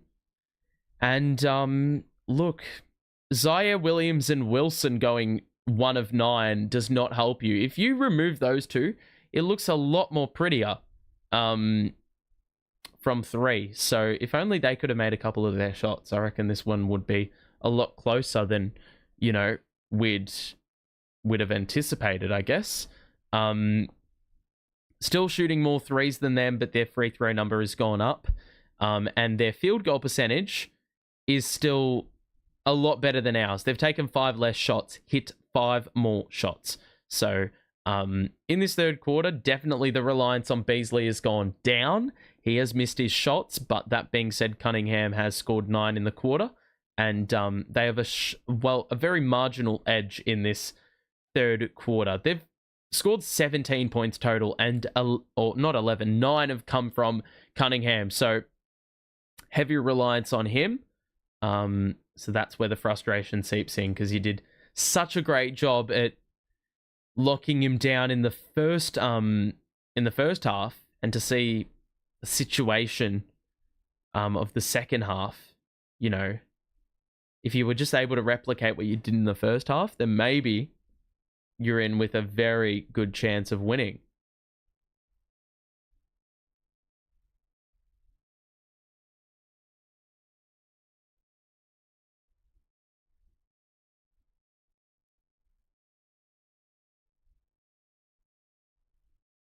Alrighty.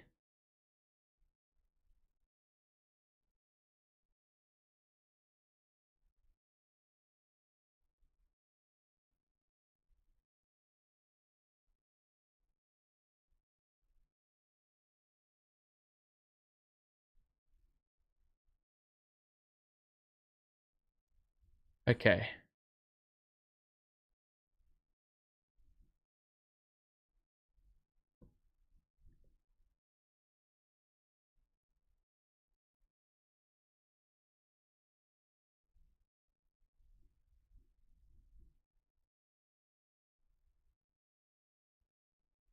So 12-point game. It was 10 at the half. It was 2 at quarter time. Pistons have led for most of this contest. It's that little run in the second quarter that they went on that is the main difference. It was a 12-0 run unanswered for them. They hit 4 consecutive threes. I mean, the Nets are a run like that away from basically being on level pegging, but they haven't been able to shoot the ball nearly that efficiently, and they probably don't have the personnel to do it. Here's Tosin. Gonna drive. Tough 2. That's off. Claxton saved it, but there were no reinforcements. Pistons will push. There's the trailer. It's Fontecchio for 3. Splash. So they've scored 9 in a row again. We've gone from a 7-0 run for the Nets to a 9-0 run for the Pistons. That's a shocking pass by Martin. And then the run in the open floor. Holland Shovels it out. Cunningham steps into a 3. That is off. So we get a bit of respite there, because that would have been another 12-0 run unanswered in that case. Williams is fouled going up, and it's going to be free throws for Z. He'll shoot 2.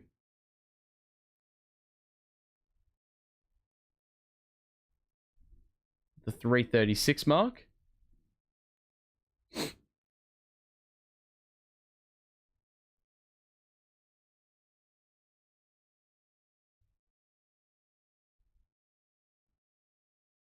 So 2 free throws here for Zaire, his first attempts of the night. It's been a rough shooting night, but he's usually been pretty reliable from the free throw line this season. Beekman into the game with Clowney. And Martin will sit.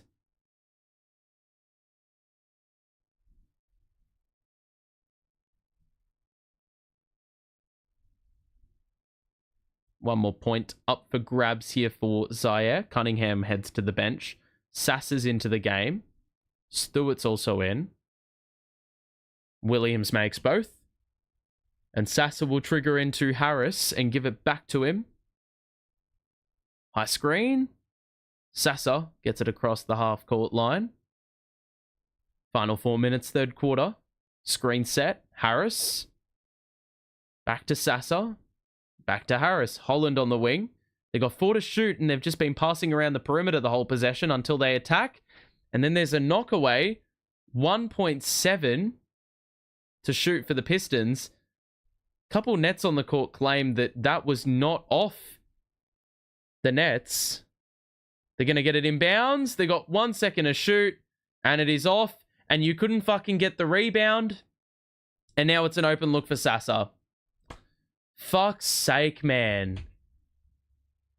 It's just such a dog shit attempt by the Pistons, and they've just been let off with just some luck. Right place, right time. Zaire gets inside and chucks up a shocking 2. Fontecchio to Holland. Out to Sasser. Harris to the corner for Fontecchio.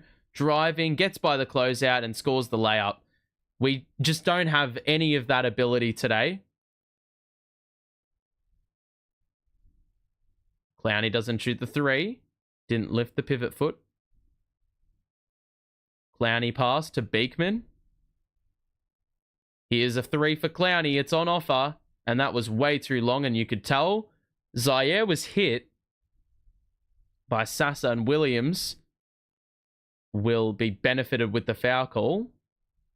They got that fucking 3 off with 0.1 on the clock. You're taking the fucking piss.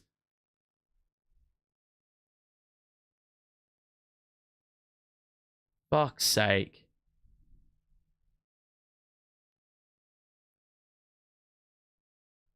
So Beekman will inbound with 2:20 to play.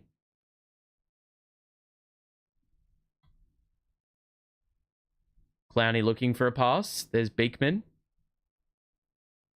Gonna drive in the open lane and get that shit swatted. We just have no one that can challenge Stewart. Like, they're just camping in the fucking paint. It's so boring. 16-2 run in the last 3 minutes. Jesus Christ. Wilson gets inside. Picks up his dribble. There's the foul. And there'll be free throws for J-Dub. With 1:48 to play in the third.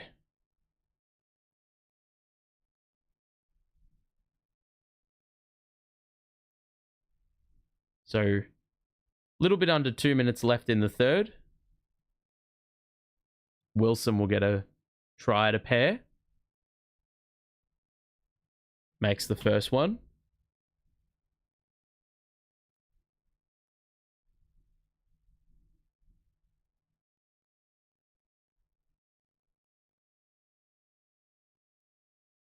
And both are converted. 68-86. 2 minutes to play. Sasser out on the floor with Holland, Stewart, Beasley, and Fontecchio, the 5. The Nets have got Johnson, Clowney, Beekman, Tosin, and Wilson. They press. Kick out. Holland's got a 3. He's airballed it badly. A rebound for Tosin.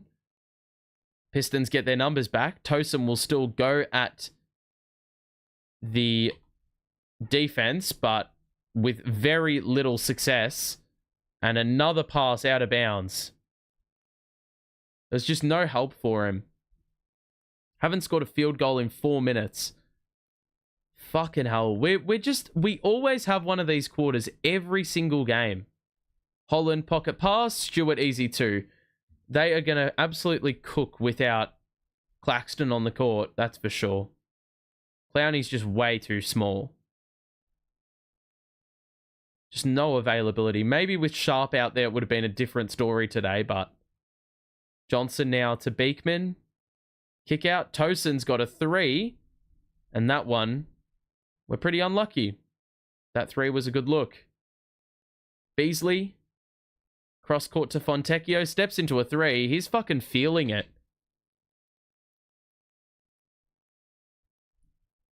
So, Nets can try execute a 2-for-1 if they really want it. Johnson to Tosin. We're not going to execute that 2-for-1 at all. It's going to be a regulation 24. Clowney behind the back. Drive in on Holland. Picks up his dribble. Going up is fouled. And 2 free throws will arise here for the Nets again. So another shocking limp to the end of this. Well, to the end of a quarter for the Nets. Multiple games in the last 3 or 4 where we have just had a 4 or 5 minute patch, have not been able to score. And it's no coincidence the lead has ballooned for oppositions in that time. Fontecchio's got 14 off the bench, shooting 6 of 8.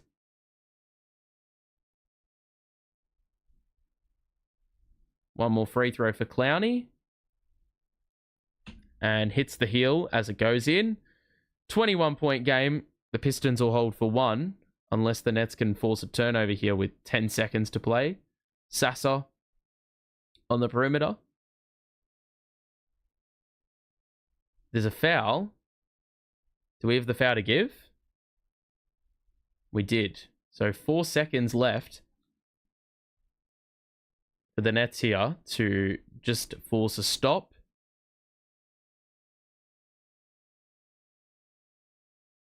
Looking. Gets it into Stewart. There's like no room. They're trapped on the baseline and they airball it. And that's going to be 3/4 time. So it is the Nets down by 21. Now the Pistons drop another 32 in that 3rd quarter.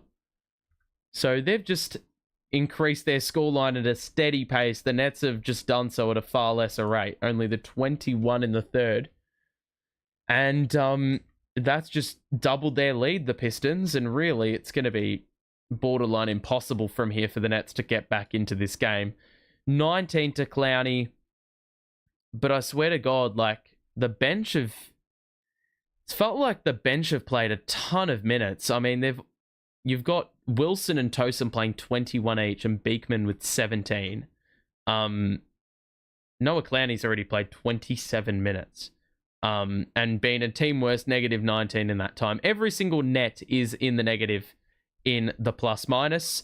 And for the Pistons, I mean, Fontecchio, a great contributor in that 3rd quarter with Cade Cunningham, who scored 9. Those were the 2 main players that really beefed up their total in that 3rd quarter. And look, they've made 11 extra shots on the same amount of attempts. We've only hit 9 threes in the game. We've hit all our free throws, which I guess is something, but haven't nearly forced enough turnovers and have been rightfully cooked as a result. So 21-point lead heading into the 4th. This could result in something not pretty. But, well, I mean, if it isn't already, but can't say I didn't expect it, I guess. It's just a shame that this is what we have to fucking watch these days. I'd rather, like, I don't care if we lose, but I don't want to get, like, fucking smashed every single game. Like, It's just so dire to watch. That's what it is. Around the grounds, the Wizards and the Sixers are tied. The Wizards could improve their record, which, I mean, granted, I don't think they're ever going to hit 13 games, but that's an interesting watch. I'll, of course, see that in the post-game. If you are enjoying the stream, make sure to drop a like and subscribe if you are new. We'll be back for Nets versus Nuggets in a couple of days' time. We will catch you then for that in about 48 hours. But until then, we still have a lot of basketball to watch, and hopefully we can get a few highlights out of it. But I wouldn't imagine anything too crazy is going to occur. Claxton's back out there with Clowney, Zaire, Martin, and Wilson. So nearly the starting five. Zaire nearly had his handle knocked away. Kick out to Wilson, who hops and then shoots a three. It's well short. Martin skies in for the rebound. Kicks it out to Clowney, who steps into one and knocks it down for three. So good second chance points there for the Nets. Well played. And we're going to need to see plenty more where that came from if we're to have any sniff of doing the incredibly unlikely. There's an offensive foul. It's on Beasley. Clowney's been hit in the throat region again. Beasley's hit with the personal.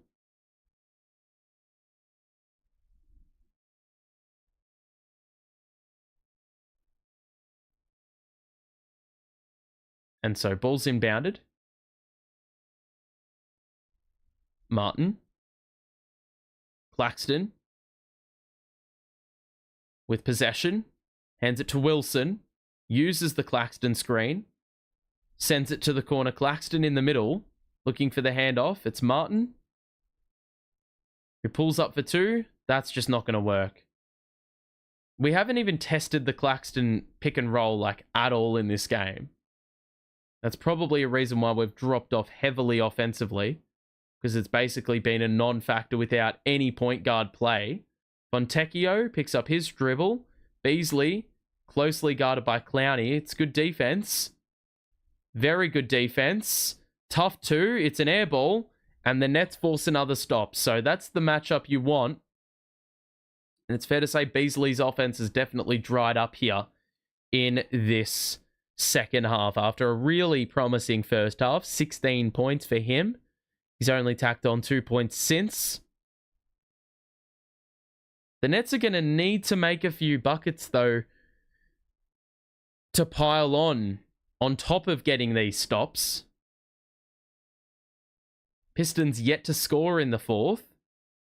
Zaire takes it in, goes vertical, and gets the two. That's good aggressiveness there. Back down to 16 after it was a game-high 21 at the break. Sasser, in a switch, sends it to the corner for Holland. Sasser will get it back. Good defense by Claxton on the outside. Fontecchio shoots another three and hits another three. This guy cannot fucking miss, bro. It's Fontecchio, mate. This guy is just like fucking bench bum. I know he's decent, but he's not shot the ball like this all season at this volume. Happens every game against us. There's always someone. They look for the lob that was just way too easy to anticipate. I mean, there was only ever one thing they were aiming for, and then Wilson just let the ball trickle out of bounds. He wasn't even remotely interested in trying to collect that. And it was definitely like the carrot was being dangled for a long while there. Just no interest. Ball inbounded. Knocked away again into the backcourt. They're going to need to fetch it. Beasley on the outside. Screen used. Beasley knocks it down again. Like, we're going under screens. Like, they're shooting the ball 43%, and we're treating them like they're the shittest team in the league for three-point shooting. Williams is going to step back for three. That's a tough shot, especially when you're 0 of 6. Stewart saves it. They're going to push. Sasser steps back over Claxton. Oh my God. They've fucking done it again. Twice 2 times in the same fucking game, they've hit like 4 threes in a row. It's fucking unbelievable. 3, 3, 3.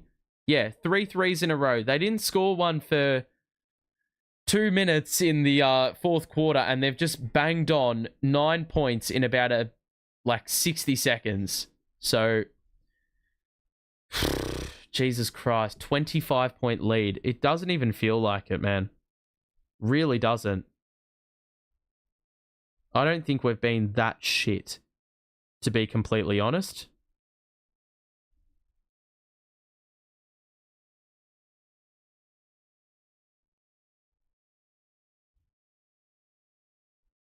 I mean, the box score, I probably really don't need to look at that. I've got more interest looking at other games, and it looks like the Wizards have done an excellent tanking job. They couldn't score the buckets late and have ended up, I think, losing this game to Philly. Cavs are up on the Thunder. The Knicks are beating the Raptors, and the Blazers are beating the Pels by 31 points. Jesus Christ, what a blowout. I mean, Murray and McCollum have scored 31 points on above 50%. The problem is everyone else has scored 6 or less. That paints a really sorry picture if you're looking at it from that perspective. This is just... Well, look, the game's over, and it probably was for ages. But Jesus Christ. Like, it doesn't feel like it's a 21-point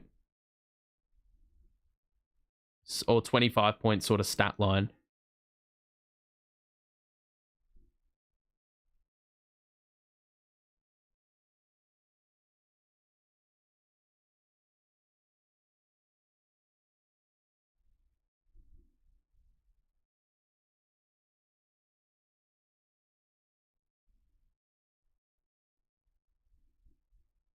Okay.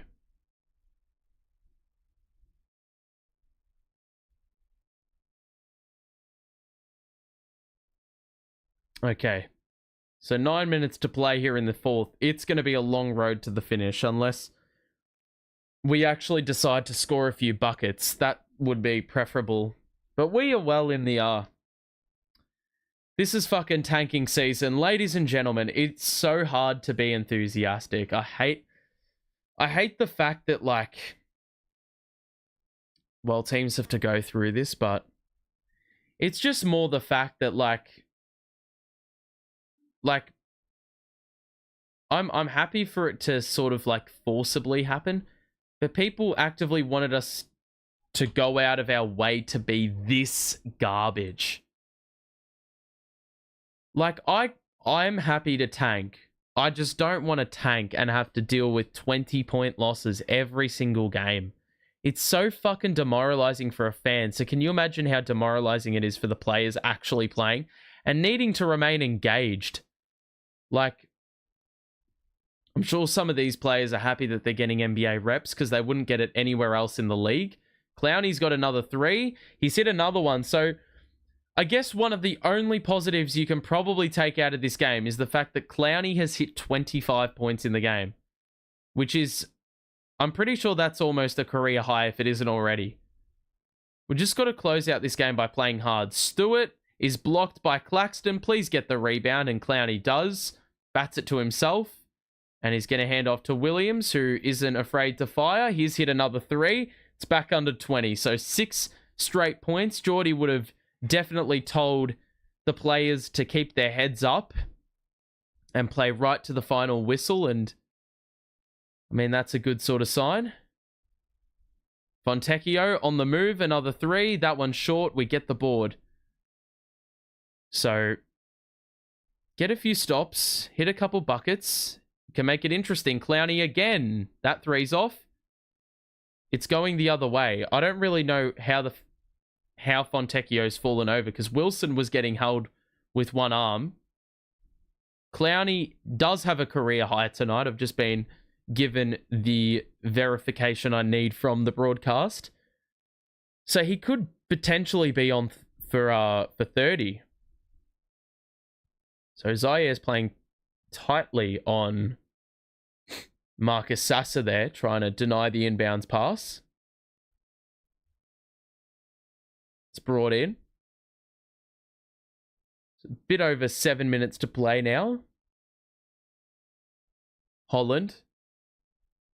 Bounce pass to Stewart. Sasser. We go under the screen, another 3, and it's a layup. It's just a fucking layup, lads. You're not even like trying to close that out. They're shooting now 45% on threes. I'm pretty sure they've made like 4 of their last 6 or 5 of their last 6. Claxton fadeaway 2 is good. And he probably needs to go test that shot a little bit more. I don't know why Claxton isn't shooting the ball like 20 shots a game.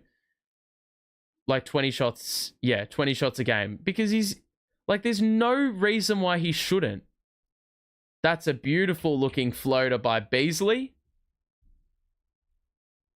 Like, there's just no reason he shouldn't be shooting 20 shots a game. It's like the same way I say Simmons should be shooting 15 shots a game.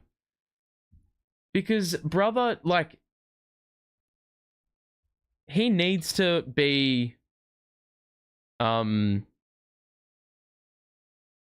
like, look, you're not even trying to win. I don't care if you go 4 or 15. Just fucking shoot the ball more.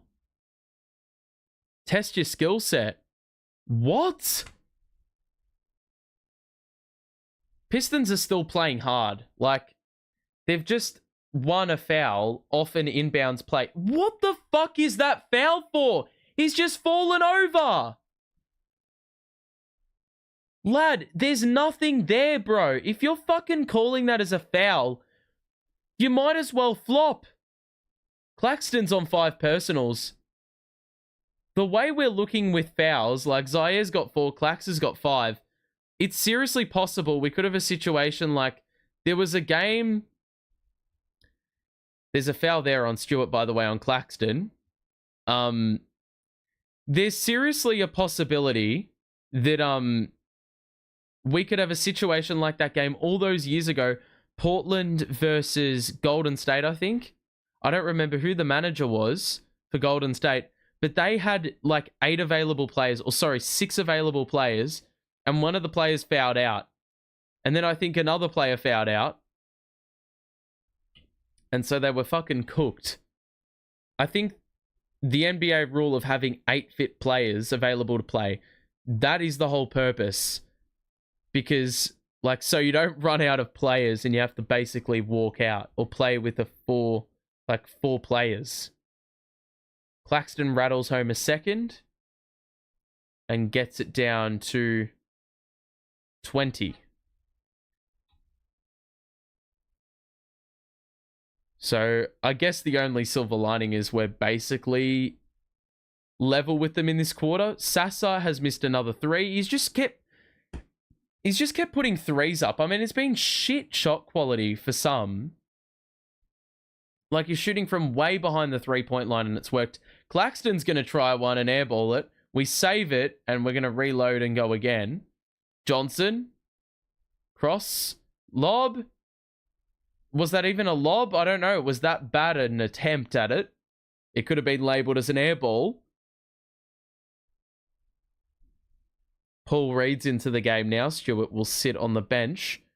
Reed goes inside, tries a reverse. It's blocked by Claxton. He's going to bring it up himself. He probably carried that. And then Claxton skip passes it to Martin, who drives in, shoots another 2. He's fouled by Reed, and we're getting free throws. The Pistons, I reckon, have a good reason to feel hard done by there, because I'm pretty sure Claxton carried the crap out of that ball.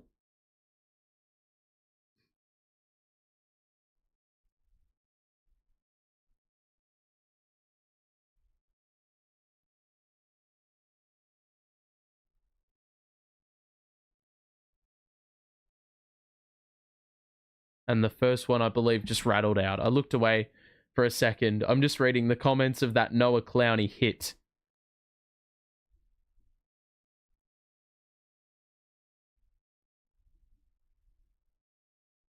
Oh my God, we've missed both. and somehow ended up with the offensive rebound. Don't ask how that's happened. Clowney lets the defender fly by, and he misses the three. He's had a couple opportunities to get this scoring total up to 30. I just completely lagged for no reason there. Reed looking for Fontecchio, who's been feeling it today. Drive in. Euro. 2-pointer. Long. And a rebound by Clowney. He's going to push. Give it to Martin. Kick out to Johnson. Beekman. Drive on Reed. Pulls up for two. I don't know why Beekman is shooting that shot. He's done it way too many times when he's in... Like, he's been in the game. He shoots those pull-up, like, 10-foot two-pointers. No reason to do that. There's a foul. Holland will score, get that counted, and has a chance for one more. But Beekman's just taken way too many mid-range, like 10-foot pull-ups. It's just, he has the opportunity to lay up and goes for the bullshit. Like, I don't think I've seen him hit one of those two-pointers the whole time he's been in the NBA.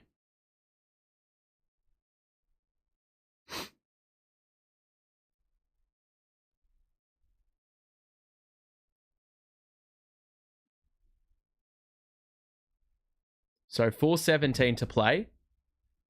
Holland's two is off, and they've just batted it out of bounds. It's our ball. Come on, lads. Let's not take the piss here. So 22-point lead. I'm just hoping that most of the bench is in already. So hopefully we don't have too many more stoppages the rest of the way as we enter the final 4 minutes of the contest. I want to see Clowney get his 30-piece, and he tries to build on that, and he does so nicely with a little turnaround hook shot with the right hand. He's got 27 now, so a 3 would give him 30. Reed at the elbow. He's looking for a pass. Good rotations defensively. They lob it up. I don't know who the fuck that player is. There is a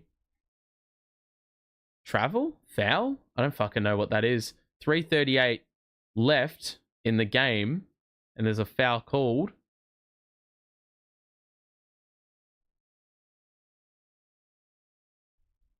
So Sasser will trigger in on the sideline. Wendell Moore is into the game for the Pistons as well. Sasser's going to cross up Clowney. Extra to Reed. Takes a dribble. Spin. And he's got the size. And Geordie is pleading with the official. I'm not sure what for. Does he think there was a foul in there? Does he think there was a toe on the sideline? I'm not too sure. Beekman. Drive in. Another two-pointer in the mid-range. How many of those are you going to take, mate? I mean, he has to have been cleared to do that because... Oh, fuck off, Geordie, mate. Fuck's sake, man. Stop calling fucking timeouts, bro. People want to go home to their families, mate.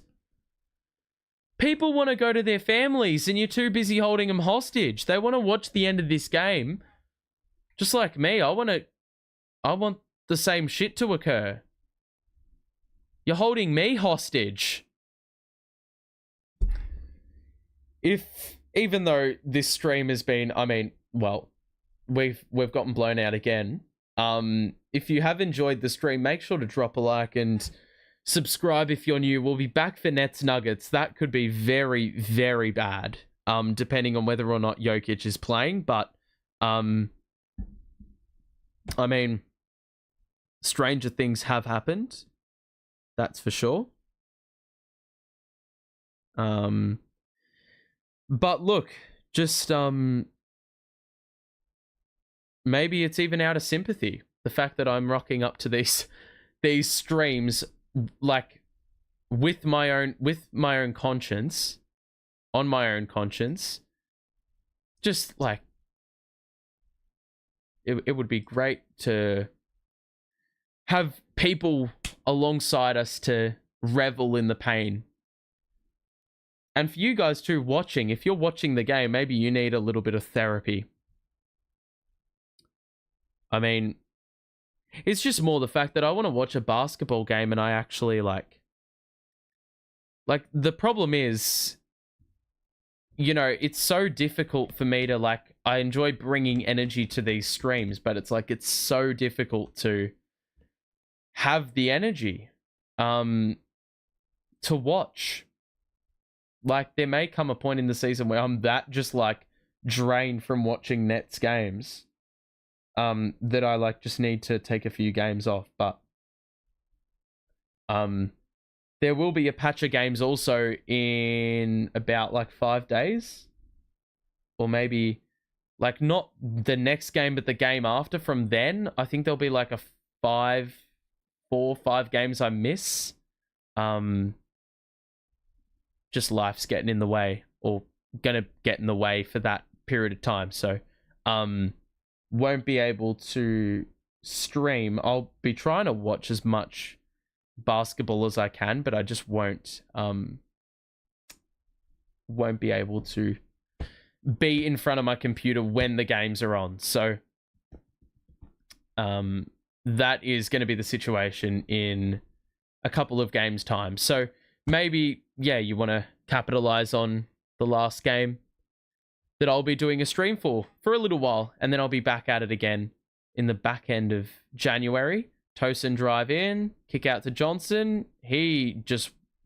Why would you shoot that three? Tosin follows up with the offensive rebound, and Wilson's three is also off, and there is a rebound for the Pistons. So final 3 minutes, I think I'll be okay if we just stop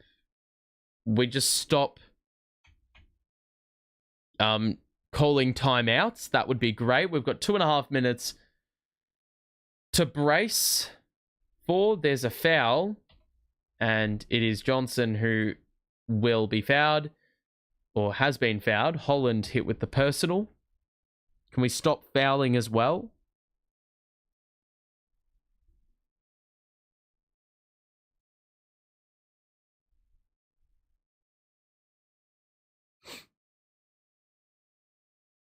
Alrighty. Johnson makes the first.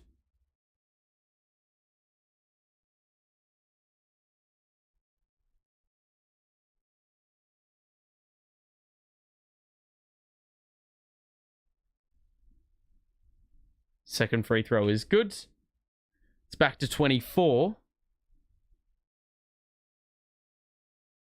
And look, the Nets will just look to see this one off.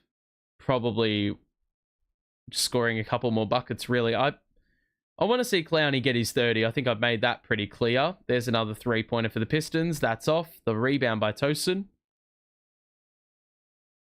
Johnson to Wilson, who drives it in. Kick out to Tosin. Extra to Beekman. That's a good closeout by Ron Holland. Top of the key three for Keon Johnson is good. Making the buckets when they don't matter.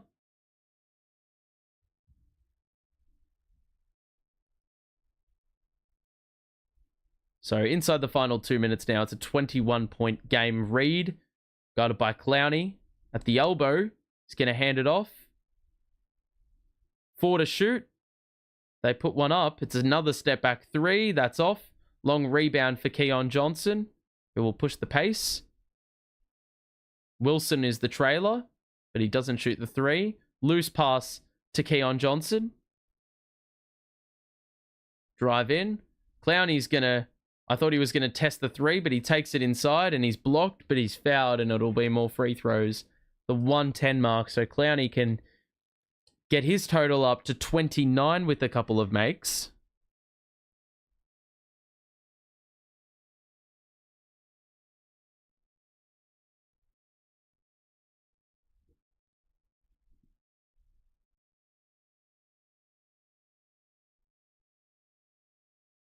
First free throw is good.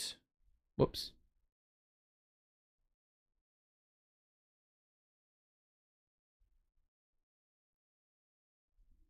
And the second one is in with the aid of the heel of the rim.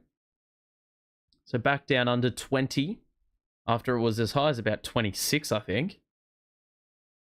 as we enter the final minute of this contest. At this point, it's all...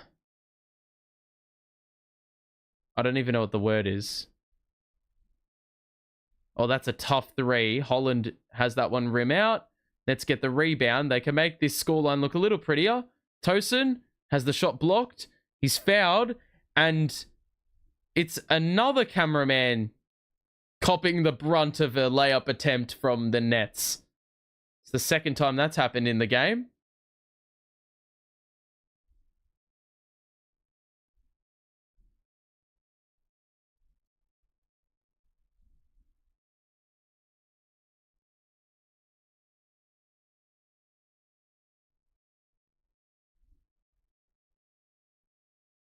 So 2 free throws here for Tosin with 39 seconds left.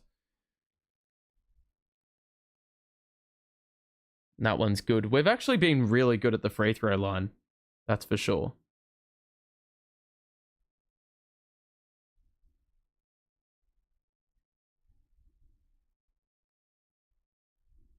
One more free throw. And he makes both. So Nets make the scoreline look a little bit prettier, I guess. They've scored like 7 or 8 in a row. But it's all novelty at this point. Oh, the Nets get another steal and they're going to get another bucket. Tosin gets another bucket. So it's almost like we're going to get an identical scoreline from the other night. 113.99 was the score the other day. It's 113.98 today. So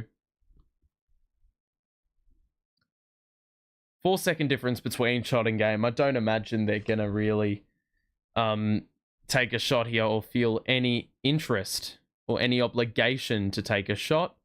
The Nets have outscored the Pistons in the fourth 28-22, but I mean, yeah, it's all empty stats at this point, really. Looks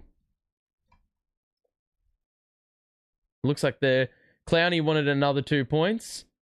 Did he get those 2 to go? There's no way he just scored that. Did he? Clowney wanted the 30, and he had to have known about it. He did not score the 2 points. He was so badly off. So poor bloke has fallen 1 point short of his first 30-point game in his career. This one ends 113.98. And Clowney ends with 29, 6, and 3. He had 6 free throws. He had 5 threes. He shot the ball pretty well given the volume of shot. And Claxton ended with 14 and 6. But when you have a roster looking this dire, it's going to be really incredibly tough for you to like put up a winning score without having, you know, you need a lot of contribution. And we actually had 6 players score in double figures. Keon Johnson got 10. Williams got 11. Martin got 12. But I mean, you look at the efficiencies of some of these players and it's not great. Tosin, 4 of 7. That's his career high, I would believe. 13 and 7. Good performance by him.